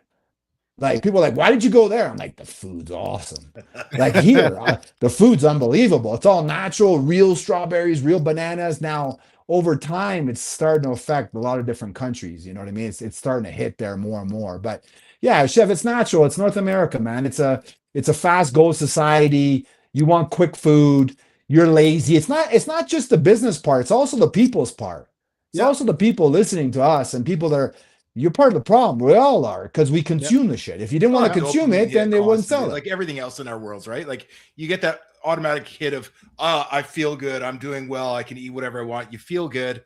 And we're addicted to, like, when was the last time we actually struggled or suffered for anything in our society, right? It's different for you on the road, clearly, right? But like for Chev and I'm having a down night because I didn't get the outcome I wanted from the game, from my client that I pitched. I didn't get the client. But you know what? I feel pretty freaking good to go pick up a Harvey's burger or a shawarma, which I love shawarmas, by the way, or a pass. Like, right? You can get that instant dopamine hit anytime you want in this society. We say things are expensive, but we still get them. Oh, yeah. Yeah. It's Francesco, it's a consumer society. yeah, we got a question. It's actually from Trey. He said, "What's your favorite food and favorite food culture that you've been to? Dude, 59, dude, Trey, 59. I'm Italian, bro. What, you trying to out me? He's gonna clip this. I already know if I say anything about Italian food. He's just waiting All right, for the moment. For real though, Young buck. Second favorite. You need a break from Italian. Yeah, so I would say so the reason Italian food is real good is because it's simple 1-2 ingredients, natural food. That's why it's good. So another culture like that, Japanese food, sick. Yeah. Sick. Sushi like every day. Like I went to the Tokyo market and stuff when I lived there. You got to go at like 5 o'clock in the morning. It's the craziest sushi I ever had in my life. Made it really hard to have sushi anywhere else. I usually only have sushi by the ocean. So Japanese just right food, out of the ocean. yeah, it's just so good. It's so good. Japanese food is really good. Sushi in North Battleford, Saskatchewan, not the same. Oh God. Yeah. No, that's a little that's different. North Battleford Co-op refrigerator section. You don't eat that. Take it from me. Guys. I went through Saskatchewan on my way when we drove across with Dr. Wellington. We call him Dr. Wellington, Andre Wellington, and my other buddy. We drove through Saskatchewan. That was my first time in Saskatchewan. You drove through the south though. I'm in the north. We have hills and lakes. No. But it was funny though. It was funny because I remember stopping and I just remember this is one of my favorite things to do. And I love Saskatchewan people, by the way. Some of the best people in the world traveling. Yeah. If you ever meet Saskatchewan people, like if shit's going down or you need something, you need help, you find a Saskatchewan person. But I remember stopping at a gas station and you could just see your dog running for days and just talking to the guy. And I was like, what do you do here, bro? Like, it's just, it's all flat. It's just prairie land and stuff. Like, I'll never forget that. It was like one of the most iconic moments of my travels because I was still just starting, right? It was 1999 and then to meet Saskatchewan people on the road after that and just how nice that guy was at the gas station. Like bro, I talked to the guy at the gas station for like 20 minutes. I'll tell you what they do right now. They get together on the weekends with guitars, accordions, they have polkas, they dance, they drink, they tell stories, they celebrate life like they do out in the Maritimes, except without the crazy accents. But Saskatchewan people, I'm glad you acknowledge that because Saskatchewan is one of the simplest places you can find in Canada, but they are the best people that you've ever met. Just straight off their back. 100 years ago, they were playing Minecraft. Their great-grandparents were playing Minecraft. They arrive on the site. They have to build a house out of dirt and survive the first night from the skeletons and shooting arrows and stuff at you. That's the thing that, Jamaica, Saskatchewan, New Orleans, rural India, China, like all these places I've been to. Like, okay. And you'll see my social media. So I'm on YouTube, TikTok, Facebook, Instagram. It's all Che Lepanto. You'll see me, with famous people, all that. I don't care. I don't give a shit if you're famous. They don't impress me, man. Like, you know what I'm saying? What impressed me is the guy in Saskatchewan. You know what I'm saying? The guy who hung out with me in Thailand, who my motorbike broke down and he helped me out. Like, that's what it's about. It's the real people that aren't trying to do anything for anything else but the fact that they're just real good people. The guy that just helped you fix your bike, right? Yeah, love it. Just simple. Chevy, I was going to say, and I love that you went to 59 countries around the world for human connection. And I think it brings it back to kind of just us sitting here, the three of us. We have guys listening live. We have guys that are going to pick this up tomorrow on podcasts, driving in their car, and they're going to see an authentic conversation. And what I love is you've been around the world connecting with people. And I think, especially in this day and age, that's what's missing is that connection. Is like, you said it best, like hanging out with the guy at the gas station in Saskatchewan. That's actually, I remember when I moved up to Calgary, I drove up and the first day in Calgary, the first person I met was Sheldon. I was accidentally. Accidentally. I didn't even know we were competing for the same job. We met at the Tim Hortons. That's and awesome. It was like, hey, man, and it was just like instant. And I think that's what we try and create, right? You go all over the world, you go next door, your neighbor, but that's the most important thing. I think of everything, it's that human connection, finding someone you can have a chat with. Doesn't matter if he's homeless, doesn't matter if he's famous, doesn't matter if he's a CEO or he's in the mailroom, right? It's just connecting, telling stories. Everybody has a story. Everybody has something to teach you. My mother always said you can learn from the bad as much as you can the good. Tying into Calgary. Are you from Calgary? This girl one time. Are you Italian? No, I'm not. I'm Italian, but I'm not Italian. I went to the Stampede. So I also lived in Nashville too. like I told you, it take a long time to tell all these stories, but we'll tie them in. For you guys, I'll do it. So I went a few years ago. I was like, yeah, Nelly Furtado, I went with PK, some other buddies, and bro, the fact, and I've been through Alberta through that time I went cross Canada. So, but I never stopped in Calgary. I stopped in Lake Louise, and you'll see some of the pictures online of me in the backdrop in 1998. But that was the first time that I went to the Stampede, and I went and immersed myself within the culture with the people. And again, I live in high society and celebrities and all that shit, but that's just because they invite me. Or else I'm living in basic, low end, low grind, common people, good food. Man, Calgary reminded me of Nashville so much. Yeah, And the fact that it's so portrayed as redneck and all this shit is the biggest BS there is. I could not believe. I was so floored. People from all over the world, and I'm not talking about just the tourists, I'm talking about people also working there, adopting Calgarian attitudes and views and how to live and how to enjoy, but be respectful and have some class. And, I went to the rodeo and it was unbelievable. Like, seriously. I mean, I haven't been back. And the reason is I went for 3 days. Then it was 6, then it was 8, then it was 10, then it was 12. That's how much fun. That's how many times I changed my flight. And I've never done that anywhere else in the world. Okay. So just so you know, I know a lot about it and I had a hell of a time. The guys at Cowboys Music Festival, those guys were great hosts. Even the cops, dude. I remember the cops coming up to me saying, I don't know who you are, but if we show up and the guy's on the ground, we're arresting him. Like that's how cool. Cause they knew it's like, yo, I'm not a bodyguard. I'm not a pilot. Okay. I'm no one's bitch. I'm my own freaking wheels. I'm my own highway.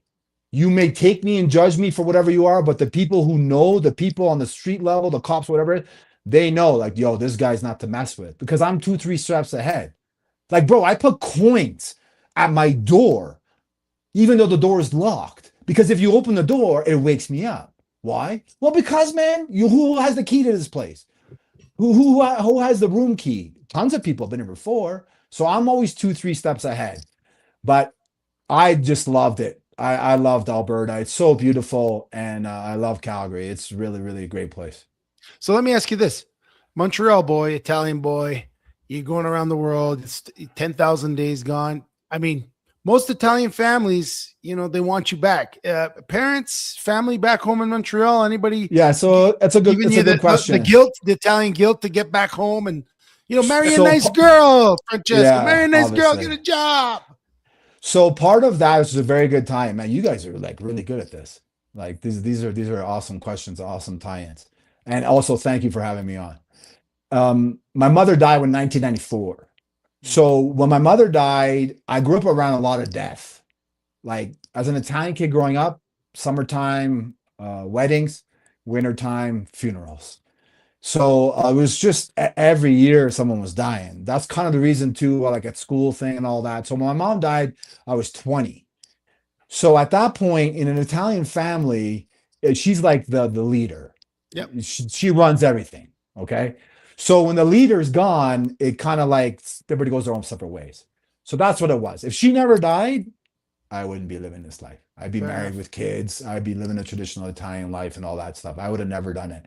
But because what happened was she died. Her dream was always that her youngest son would go traveling. Like that's why I went to school. It wasn't because I was smart or brilliant or anything. It was because of her that I went to school.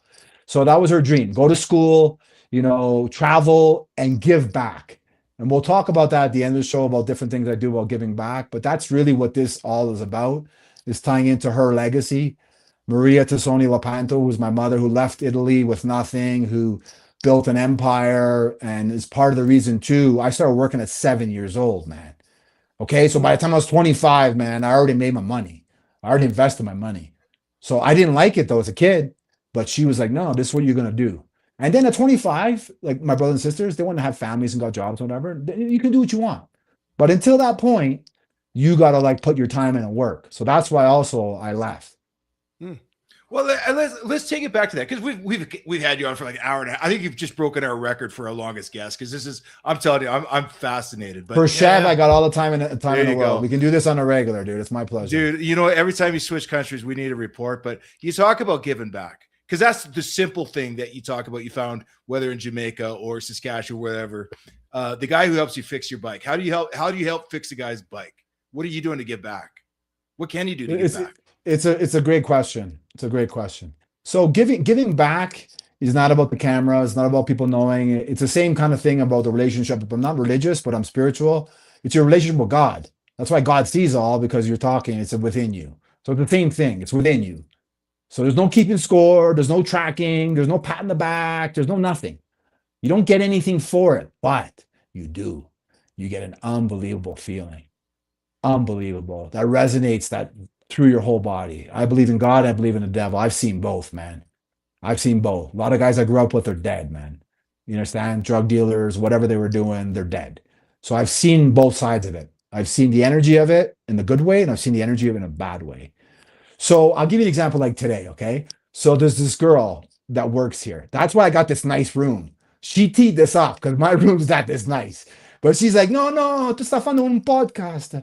No, es bueno. I'm like, okay, whatever. I don't care. Like, I'm like, whatever. I just want good Wi-Fi. Like, you know what I mean? Because I'm very like simple dude. Just give me a bed as long as it's clean, comfortable. I don't have to worry about getting, broken into or whatever. So she tees it up. She tees up the room, and so she's got to clean my room, and I'm a dude. Like, you know what I mean? The room's kind of messy, and these people, they work so hard. She takes the bus 3 hours a day. She's a younger girl, but still she's working, she's grinding. So what I do is, when I go to foreign countries, I always build up my change, okay? Because I don't like carrying change. I don't carry keys. I don't carry anything. I carry like a cell phone. Even most of the time I don't, like the old days. So I build up my change. So in Ecuador, they don't have their own currency. They got US dollar, okay? But their change is their own currency, but it counts as US money. So that's like dollar, 50 cents, whatever, right? So I get ready to go to my new room. So I was like, this is one of my favorite things to do. So I get all the change and I pile it up in my hand to give it to her. So I go to give it to her, and she puts her hand out because she sees that there's money. And I said, no, dos manos. You need two hands. So she opens her two hands, and I give her all the change. Now, I partly do it as a dramatic effect. Now, it was probably, I don't know, $15 US, right? It's not that much money. But for these people, it is. They probably make $5 a day. So it's a lot of money. But it's more for the effect. Mm-hmm. And dude, her smile, her saying, oh, muchas gracias, Francisco, makes my day. So that's what it's about. It's the people that smile, that connection. And I learned it really young in the beginning in India, because in India, they had nothing, and they would invite me into their home, and they would give me food and shit. And I'm like, me and my buddy be like, yo, bro, these people better have food to eat themselves. And so that's kind of where it happened. It kind of became very humbling. That's when I started buying bags of rice and doing different things. And again, stuff I've never ever talked about. It's the first time, anybody knows about it. But that's what it's about. It's about that karma, that energy, that effect, that positivity, that godlike feeling where you just feel so good, like a warm shower, and nobody knows but the person smiling in front of you. But think about the legacy of that energy. Yeah, she's telling that story years from now. She's telling her kids that story about this American guy, Canadian guy that came through town, and that's the guy fixing your bike, and you're telling the story about him, and vice versa, the guy in Saskatchewan. Francesco, we're gonna let you go pretty soon here, but again, as Sheldon said, I mean, you switch countries, you want to come on, tell us where you are, what you're doing. You've got an open invite. Where I know you're starting a podcast in September. Che Lepanto, that's going to be on YouTube. Is that correct? Yeah. So basically, from being canceled, so I used to do Sirius Satellite Radio when I got canceled in 2010. I've kind of like waited for the technology to catch up. And so I didn't want to have a camera guy and a sound guy. And like, I don't want to deal with people and shit, man. Like, I don't. Like, if I'm boss and I'm running shit, then you're going to do it my way. And it's just, people just don't move like that. So I waited until technology caught up. And now I got a new iPhone E17 or whatever the hell it's called. And over the last few years, I've been starting to build up more my Instagram and the social media and doing shorts. And now about 8 months, the last 8 months, I've gotten about probably I'm over 1 million views doing short videos on Instagram and TikTok. Sorry, on TikTok and YouTube. So in September, I'm launching Chevy Lepanto. It's going to be with Meta glasses, Monday to Friday, noon to 1 p.m. New York Standard Eastern Time. First 45 minutes will be Meta glasses, me walking around talking about what I see, and the last 15 minutes I'll turn the camera myself and I'll do Q&A. So it's kind of exciting because I've never really, like, again, you guys are the first one. I've never done a traveling podcast. I've never talked about my traveling on a media space before. And coming this fall, I'll be doing it. So it's an open book. Ask me whatever you want. And if you're not prepared to hear what I think or my perspective on things, then don't tune in. But if you want to hear about what it is, and it's going to be about me seeing things for the first time. So I'm taking you with me as I keep traveling and keep going around. And this South America tour I'm doing, I started it last August, and I'm on my way to Antarctica, but I'm taking my time. So I did Colombia, then I went to Peru. I was in Peru. I had to leave with a state of emergency. So I had to get the hell out because there was political violence. So I came to Ecuador. And then Ecuador's kind of got mafia cartel problems, but it's all good. And then I'm going back to Colombia to start all over again. And I'll be doing this for many, many years, including Africa and then around the world. We'll see. We'll see. I'm going to go on a pretty big run here of creating content and doing a Monday to Friday live cast called Chevy Lepanto, the 10,000 day digital nomad cast. That format's killer. Yeah. Like just see it through your eyes, right? Like that's the real deal. Getting to watch it and then ask the questions. Like I won't even need to have you on the show anymore. I'm just going to join yours. So the last question before we let you go, I can't Francesco. hear you guys now. Oh, we lost. We lost. Yeah. It. All right, I'm out. You hear me? Can you hear me? Hey, thank you. You're out. You can't hear us. We out. Oh, he's gone. I had to ask him if he's. Dude, that's a great format. And that's the thing that you can do with like meta glasses and stuff now. But I like this guy. He tells some good stories, Chev. But he's been a lot of dangerous spots. He's got to have such smart instincts at this point to go to Ecuador or Colombia. Like he's going to Colombia. Who the hell goes to Colombia and walks around the street with meta glasses? Oh yeah, like I'd be scared of who I caught on film. But dude, what a guest, Chef. Thank you, man. Thank you. Yeah, no, I mean, I think I mentioned it's like, you're a kid, you're a teen, you're a young adult sitting with your buds at the bar. You're an older adult sitting with you, and you're like, man, wouldn't it be cool just to leave it all one, even for a week, just to be like, just go somewhere. You know, some people it's a drive, some people it's to BC, some people it's to Montana, but imagine just going and really never coming back. Could you do it?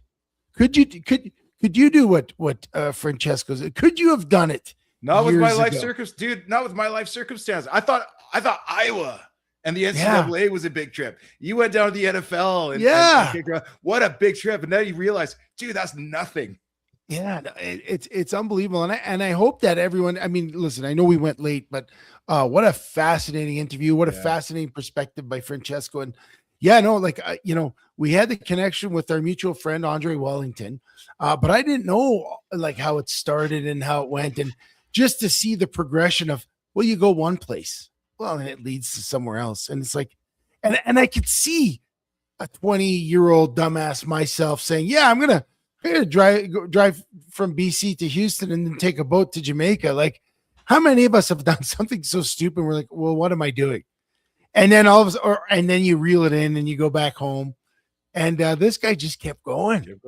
And so again, thanks Francesco for joining us. We're gonna. I always keep tabs on him because I think it's so fascinating. Someone that's been. I don't know too many people like that. Maybe some people do, but I don't. And his stories are amazing. Like I don't think there's too many guys like that. No. So if you want to follow him, in the fall, he's going to have his podcast and he's going to do some really cool stuff. I was going to ask him what he thought about the Canadians right now, because he does love sports. We didn't get into it. We could have talked, but yeah, I'm sure he's probably sore that the Canadians lost.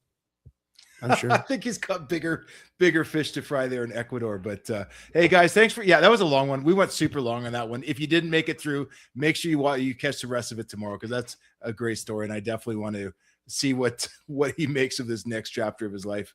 When we come back, I guess we stick with it. We're going to hit a couple of studs and does, Chef. Some big things happening in our country with Tim Hortons and some other stuff going on. All right, guys, we're going to take a quick break. When we come back, some studs and duds. Shipping is only one part of the logistics process. Where and how your inventory is stored plays a major role in how efficiently your business operates. At PFM Freight, we provide secure, fully managed warehousing solutions that connect directly with our transportation network, allowing your goods to move smoothly from storage to delivery without delays. Our facilities are operated with the same precision and oversight we apply to every shipment, giving you confidence that your inventory is organized, protected, and ready when it's needed. By keeping your warehousing and distribution under one provider, you eliminate communication gaps and create a more streamlined, reliable supply chain. Visit pfmfreight.com to learn how our warehousing solutions can support your business.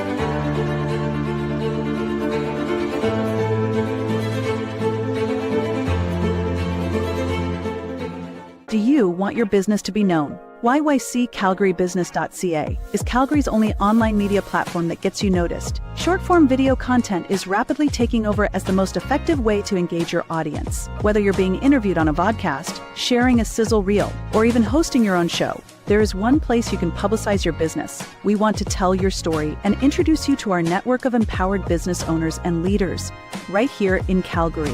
Isn't it time you took your digital game to 11? Call us or email us now.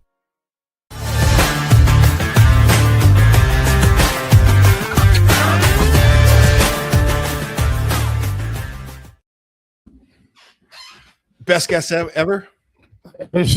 Pretty damn amazing guest. You know, the only thing I'm thinking about right now is all the questions I wish I asked him. Oh, you asked some good ones. Yeah, and he pointed out you I missed a bunch of them. Have you been arrested? What's the closest you were to being locked up? Yeah. What's your scariest run-in with a cartel? Because a lot of these places, he's not going to Puerto Vallarta and the nicer centers. I mean, he's going wherever it's cheapest and easiest to live. Well, we should catch up to him when he hits Antarctica. I don't know, like, you know, he's in this tropical area, and it's just like, you ever go somewhere, and you know, whether it's you go camping or, you know, we've been on road trips, and you're like, we need to go there. And I don't know where there is. Like, I remember in Vegas, I was in Vegas once, and you see this, oh, we got to walk over there. Or you're in the woods, you're like, we got to get up there. Well, I'll tell you this, Chef, for me, it's not Antarctica. But no, for most people, it's not. But for him, he's like, yeah, I was in Colombia. Then I had to leave Peru and then I'm going back, and I'm going to be at this until I get to like, there's something so fascinatingly naive and crazy and inspiring about that. Like, you for know, sure. like, but I'll tell you what, this guy's developed some street smarts over those travels. Because if you can survive in Japan to India to Colombia, dude, this guy's figured some things out about life, and I'd love to go spend a week with him and just see how he lives. But with that, Chef, we ran way late, and tonight it was my fault. I couldn't stop asking him questions. Trey, what do you? And he wants to talk. He wanted to talk. He definitely wanted to talk. We're his first podcast in 10,000 days. Yeah, I mean, he had lots to share. So, but yeah, for those of you guys, you know, the ride goes, but that he's on the ride. Like, that is the ride. His life is our podcast some weeks, except 28 years worth.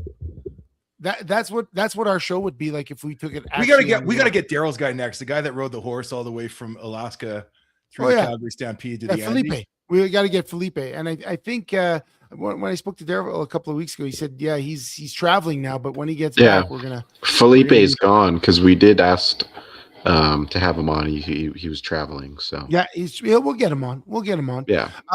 Trey, you couldn't pipe in because every time you were on, for some reason, his sound would go off. Anything that you found fascinating about this guy? You're a young guy. You're the age he was when he decided, you know what? I followed the rules as long as I could. Now I'm out. Anything of this like fascinates you, inspires you? Like, for us, it's like, oh, what could have been? but you're a young guy. Is there anything like going through your mind now? Like, hey, maybe I could do. So I'm not saying go to Antarctica. I'm sure Brian and Dash Dad doesn't want to see you leave town for 10,000 days. But anything in that kind of touched you in a way that you're like, oh, let's see what. Yeah, I think he lives the life that like everybody wishes they could, but not like everybody can. I don't think it's for me. Living in like shitholes in India and Japan and South America, I don't think that's for me. I'm more the Puerto Vallarta guy for sure. you know what I think. I mean, I'm beyond fascinating. Like I was tuned in the whole time in the background listening. What an interesting life, Francesco. I got one name for you boys. Tell me if I'm wrong. Tyler Durden. We just talked to Tyler Durden. Oh yeah, Tyler Durden from Fight Club. Fight Club. Yeah. He doesn't need anything. Just live in a. As long as it's got a roof, I don't need electricity. I don't need running water. If I'm nice to a girl, she's going to set me up with the room with good Wi-Fi and a nice Peruvian blanket hanging there over the window and that her grandmother made. And that's pretty cool. Yeah, pretty fascinating. Yeah, it's very cool. Yeah. Yeah. I'm glad you were captivated because I mean I was captivated. What's neat is he never lost the Montreal accent. Like you got to understand, like his accent is totally Montreal. Yeah. He's not from St. Leonard. He's from the other Italian area of Montreal, LaSalle, but very similar. And that's followed him. All the countries he's been to, he still has. That means he's a real deal. He's a real guy. He's not trying real to put deal. on a show. Yeah. Trey, what do you got for us, bud? Let's wrap this thing up. What do we got? Yeah. Studs and duds. Okay. Well, I guess we'll keep it on the Montreal theme while we're at it. And you kind of brought this up today when we were at Harvey's there, Chev. So as this thing is loading, I'll keep stalling. But Gatineau, they're trying to have a Habs watch party, I believe is what you said. Yeah. And the NHL banned it. They banned it. I don't know really why, because they said it's on Senators' turf. But Gatineau's in Quebec, boy. So I don't know. This one confuses me a little bit. Yeah, and I guess they have their geographical zones. Like I guess in the NHL, Red Deer is pretty much an hour and a half between Edmonton and Calgary. Whose zone are they? Are they Edmonton's or are they Calgary's? And I think it plays something like that because Gatineau, which used to be Hull, is in the Ottawa Senators zone. They weren't allowed to have an official watch party at the Hull Gatineau arena, whatever. I don't know if it's a civic arena or, it holds spectators, and they were selling tickets. And Gary Bettman and the Ottawa Senators kiboshed it. I mean, Senators, they've been out. They went out in 4 in the first round of the playoffs. I mean, is this a stud or a dud? It's a complete dud. I mean, I get the point of all the legalese and the contracts and the negotiations, but let's say that the Calgary Stampeders had a territory negotiated that went into Swift Current, Saskatchewan because of proximity to the border. Dude, once you cross the border, Saskatchewan is Saskatchewan Rough Rider fans. Swift Current's with the Riders, not with the Stamps. It's the same thing in Hull or Gatineau, whatever they call it now. Well, let me ask you, what territory would be Saskatchewan? Are you Winnipeg? Are you Calgary? Are you Edmonton? No, you run it straight up the borders. It doesn't matter where your city lies in those lines. And there should be also a mechanism to maybe have a little negotiation, because I'm sure the Ottawa Senators' feelings aren't hurt if in Hull they're having an arena filled for a Habs block party, and vice versa. Let's say that Ottawa had advanced. I'm sure Hull would love to have a for the Senators fans to have it. I mean, this is too much legalese, too much contractees going on here.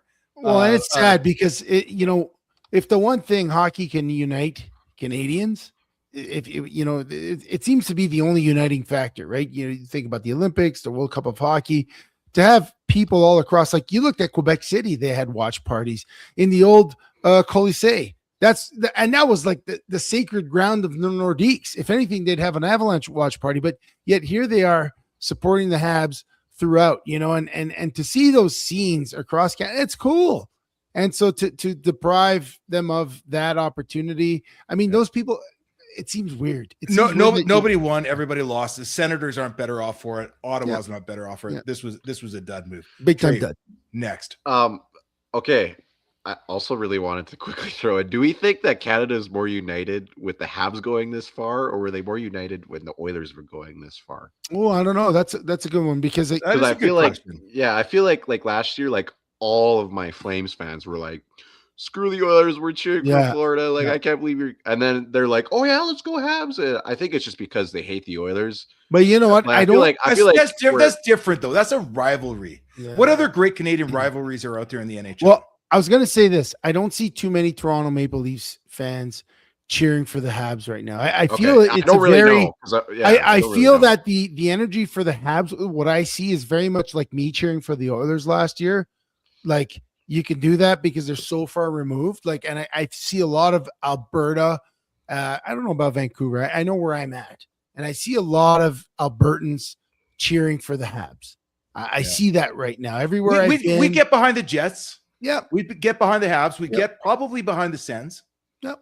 Vancouver's not a chance. Yeah. Unless they're the only Canadian Toronto, team. There are a few guys would, right? Guys with roots to Toronto, or the old school guys that were still original 6 Maple Leaf fans would be behind. Listen, Toronto, if there was a I'd cheer for Toronto if every Canadian team was out and they were going up against like a loathed American team. Like Toronto versus Boston, Philly, for me, no question. I'm picking Toronto. Boston, Philly. Nah.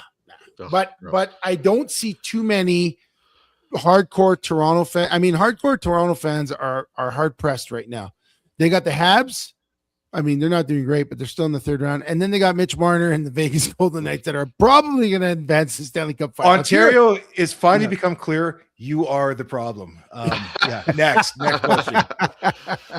Okay, well, we'll keep it sports related. I just wanted to throw this in because I thought it was very cool. I don't know if you guys saw this on the weekend, but the heavyweight boxing championship was on the line, and they had the event at the Pyramids of Giza. I don't know if you guys saw this or not, but the I don't know, like the Saudi people who run the boxing now kind of put this on. Do the Saudis now own the pyramids, or how does that work? That's crazy. Enough money they could buy it, but yeah, they had the heavyweight boxing championship. Who was the Ukrainian guy Usyk was fighting the kickboxing heavyweight champion. I feel like this was lost and maybe it's a time of year, but I mean, you know, a few weeks ago, even amidst the NHL playoffs, you know, a lot of people tuned into Netflix, the Gina Carano thing and all that. You know, we had the enhanced games this weekend. We have the NHL playoffs. There was Formula One in Montreal, like a lot going on. Back in the day, this would have been a big deal, I think. But I feel like it wasn't made as big a deal for me. Like I kind of missed it. And I usually I would not be an expert on boxing, but I would have at least known that this was happening. And I didn't really see this, Trey. So for me, maybe it's a bit of a dud. Yeah, for me, I honestly, I think this is kind of a cool concept. Yeah, if it's Saudi money and they're buying it, and Saudi's got bad juju going from all the decisions they make, I don't care. I think they missed an opportunity here. This should have been the follow-up to the Ronda Rousey Dana Carano fight. This should have been on Netflix and live streamed. I would have loved to have seen this just for the spectacle of it. You don't get to see the pyramids every day, boys. Yep. And if the government of Egypt was going to allow it to bring in more eyes to their country and more tourism dollars, I think it's a great idea. Plus, you can see they're not that close. And obviously, boxing fans are a little bit more respectful than a lot of American tourists that would be like climbing up and down the outsides of the pyramids. Let me ask you this. Is this closed-minded, self-centered North American fandom speaking? Like, were the boxers partaking in this event like internationally known? Like for instance, you know, when Manny Pacquiao was fighting was it Floyd Mayweather Jr. back in the day? That was like an international spectacle. Like everyone, whether you're in North America, in the Philippines, Asia, Malaysia, didn't matter where you were, you knew these athletes. Just like but you just named areas that were affected by it. No, but in Europe, anywhere there was boxing, people followed. Like these guys were international names, like Muhammad Ali, Mike Tyson, international names. Like everyone knew those guys.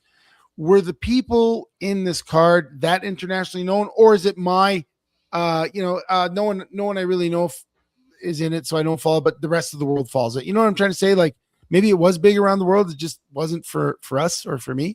Yeah, I think also something that has to do with it is that it's a total time change. Like this was going on like in the middle of the day for us. This was 10 a.m. our time. Well, it was at night in Egypt too. So I think maybe that has something to do with it. Let's flip it. Let me flip this question to you guys. The big UFC MMA card that's coming up on the White House lawn, like that's a big deal. Donald Trump's been pumping it up, and like everybody that follows him is at least know that it's happening in North America. It's huge news because it's always in the news cycle. As he's pumped, the UFC is American made. Like, is it as big internationally? Yes or no?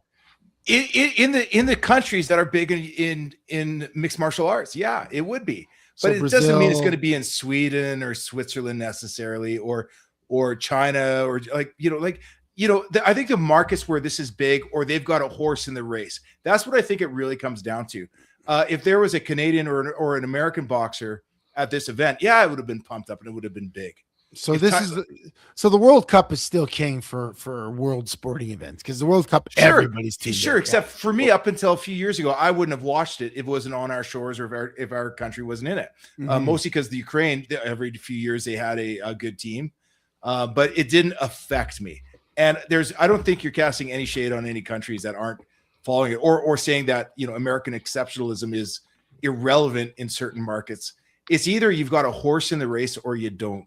Some sports transcend that. The World Cup certainly does now. Boxing, if you've got the two greatest guys and there's a hometown story behind it, it would. But I don't think boxing carries the same weight that it used to 20, 30, 40 years ago. Who's a heavyweight champion of the world right now? I don't even know. I don't know. Alexander Usyk, who's probably, like, if you look at it, he's probably one of the greatest heavyweight boxers of all time, like better than Ali or Tyson, but nobody knows who he is.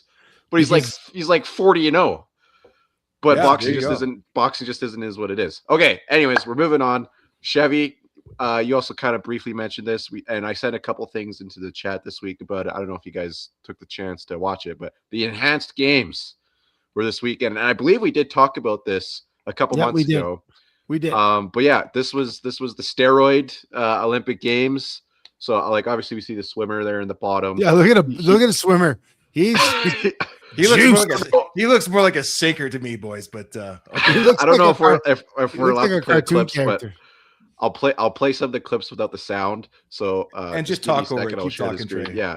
And you guys take it away. I don't know if you saw it, but the enhanced games. We had the swimming, we had the track, we had weightlifting stuff. It was awesome. I don't know. I didn't watch it. I was camping. I have to admit, I was kind of trying to pay attention, but I didn't get a chance to look at it or see any of the video. But from what I understand, in the swimming, it was the non-enhanced swimmer that beat all the enhanced swimmers. And Matani. In the track 4 coming down the stretch. Yeah, Curly is going to take it, and Curly's going to come in 9.98. So actually, I saw a stat saying that the guy who won this, who was loaded to the gills on roids, would have finished last. Absolutely separated himself into the finals with his 9.98. So, was that a world record or no? Yeah, your take. Stud or dud? Is this the next great thing in sports? Column even red, proud and blue. I guess I don't know. I'll watch this a little bit. Blue suit in the middle to get up to a good start. What's that? Okay, well, he turned down a little bit. Let me talk over this. Yeah, I don't think we could play the sound, or we'll get copyrighted. Well, we hear the sound. We hear it. We're hearing it. You definitely should be here. We're gonna get copyrighted. Yeah, there you go. We're gonna get copyrighted. Well, we got copyright on the race too. Here's my take on this. Like from an ethical standpoint, I have no problem with this. Because if for me to say I have a problem with this, you're going to have to ask me to pretend that every Olympics Games since the 1960s hasn't been tainted by this in some way or the other. I'm okay with this because it's out there. Now, the second thing is a lot of natural performers outclass the steroid performers, and that's also for a reason. The guys that are doing it naturally are still trying to compete on the world stage. I don't know if the money's there for this yet. Right? You're not going to get a Michael Phelps coming out of Michael Phelps is a bad example, but you're not going to get a world-class natural athlete that still wants to compete in the Olympics or compete on the world stage come out there and start performance-enhancing drugs, because it's going to screw up the rest of their performances. And your sound's on again here, Trey. So I think for me, my thing on this is you didn't get the best of the world in here. You got a few really good, clean people that wanted to show how superior they were to people on enhancement drugs. Like we used to say in football, Chev, bench like Tarzan, play like Jane. Drugs don't make you a better athlete. Yeah, and I think that's we're not at the point yet. We're not at the point yet where we're seeing the openly performance enhancing athletes that are at the top of the game with the coaching that are ready to say, I'm taking this stuff. You know what I mean? This is your boy, the Thor, by the way, Chev. And I mean, he was already super, and I mean, he was probably just got permission to say, I'm doing everything I'm doing. Like, I mean, he was probably already enhanced before they made these games, right? I think they should even ask if you're enhanced or not. They should just have an open category, just show up and compete. Yeah. And you know, the big thing for me is I expected it to be more impressive, and it wasn't, except for their physiques that looked ridiculous. Everything else was just like, it was, you know, like it didn't, you know, the whole like, premise. Did you watch that? That deadlift didn't count, did it? He didn't lock the knees. Don't you have to lock the knees? No. He was going for the world record. He didn't get it. No. But the whole premise to me was it was going to be this great achievement in human evolution, and it really didn't feel like that for me. Like again, watching the races, and again, this has nothing to do with the ethics of it, it was, you know, the premise was they were going to show us what the limit of human potential is, and it wasn't as, you know, I'm more impressed with the rocket ship going around the moon than I was this. You know, where we sit in 2026, you impressed me with what we can do as a species to make humanity better. This didn't really do anything for me. Maybe they'll have soldiers that can run faster in the field. Like, you know, the fears in the science fiction doesn't matter how great human beings go, because right now the next step in sports evolution, all that, is going to be robots. You see all this stuff those robots can do mixed with AI and all that. That's going to be the future of sport, where athletes don't get hurt and athletes don't have to get paid, and athletes can do some great things that human beings can't do. That's going to be the future. That's going to be the, when you got like 12 robots that can play football against 12 other robots, and they look like real human beings, but they can throw the ball the size of the field. That's going to be a game changer. This was like, it was okay. Yeah. That's how I feel about it. I still think they got to go back and retroactively give Ben Johnson the world record for sprinting, though, and his gold medal. Yeah, and whatever home run championships and all that stuff that have asterisks. Let's get Barry Bonds and the MLB Hall of Fame. Totally. Yeah. Okay, last one. We also talked about this at Harvey's, and we couldn't decide if this was a stud or a dud. I think it's a dud. But the Alberta referendum question was extremely confusing, and we have no idea if we should vote yes or no on this, because it's like 4 questions in one. That's you know all about this. Get in. Do you have the question there? Yeah, it's right there in the white. Okay, so listen. Should Alberta remain a province of Canada, or should the government of Alberta commence the legal processes required under the Canadian Constitution to hold a binding provincial referendum on whether or not Alberta should separate from Canada? Yes or no? Dude, it's ridiculous. I did basic logic in college, and when you throw an or in there, it throws everything off, especially because there are 2 opposing ideals. Should Alberta remain a province of Canada? That's a yes or no question. And then, should the government of Alberta commence the legal process, blah, blah, blah, blah? That's a separate yes or no question. That's exactly opposed to the first one. So how can they be in the same sentence divided by an or? That's a dud to me. See, I love democracy, and I love the fact that we all get to vote on it. I don't care if you vote for separation or if you vote to stay in Canada. You're going to have your reasons, and we're going to have a vote on it. Make it simple. But this almost, you got to keep it simple. But this almost feels like what the Clarity Act called for was a clear, simple referendum question, and that will determine whether you move forward. I think this is on purpose meant to be like this. I feel like I'm watching The Onion or the Babylon Bee put out a question like this. Is somebody here's got to be pulling my leg. This is not a legitimate, honest, serious question. So yeah, it's a complete dud for me. Let's have the referendum. Have your say, Alberta. you want to be a part of Canada or do you want to be the Republic of Alberta? I'll go with either one of those. But let's stop playing these games. Yeah. And not only that, this is a question on whether or not we should have a referendum to decide if we have a referendum to leave Canada. I mean, this is a 10-year project at this point. We're just burning money as we go. Hey, just lighting it on fire. Amount of money that you're burning, but this is inviting trolls to keep the conversation fueling for years. It's just burning money. That's how I see it. It's a little amount of money. Maybe it's a big amount of money, but it's going to lead to burning more. Yeah. money. So ask a simple question. Yeah, I agree. Will we stay or will we go? What do you want? Yeah. Well, speaking of staying and going, I think it's probably time for us to get going, boys. It's way long. I guess we're going to thank Francesco Lepanto, world traveler, 10,000 days on the road. Look him up for Che Lepanto in the fall. We're gonna keep tabs on Francesco. Trey, great job putting the video together of your Harvey's trip, and thanks for meeting us there. Sheldon, great job with all the questions. Montreal Canadiens, terrible job taking shots on net. Let's hope you can pick that up on I believe it's Wednesday night. But for all of you guys that tune in, and James just saying goodnight to us, thank you for joining us on the ride each week. As Sheldon says at the beginning, it's our weekly bro check. And whether the show inspires you or gets you moving to action or gets you to check in on someone else, that's what we're here for each week. And you can catch us Sideline Sports everywhere that you get your socials. And the next day after we go live on YouTube and Facebook, you can catch us on Spotify, Apple Podcasts, and Amazon Music.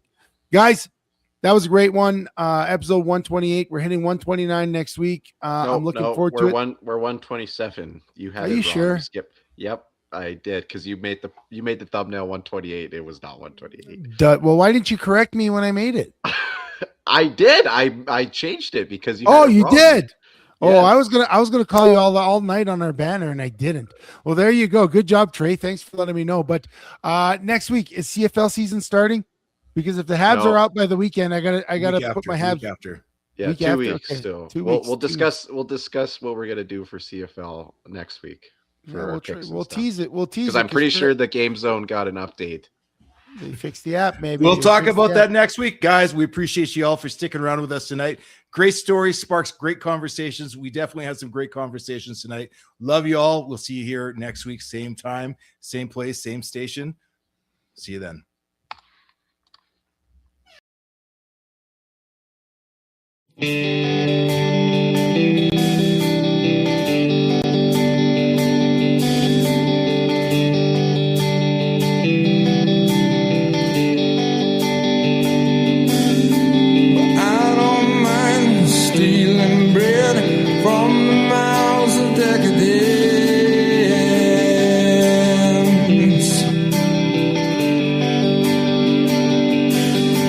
But I can't feed all the powerless when my cup's already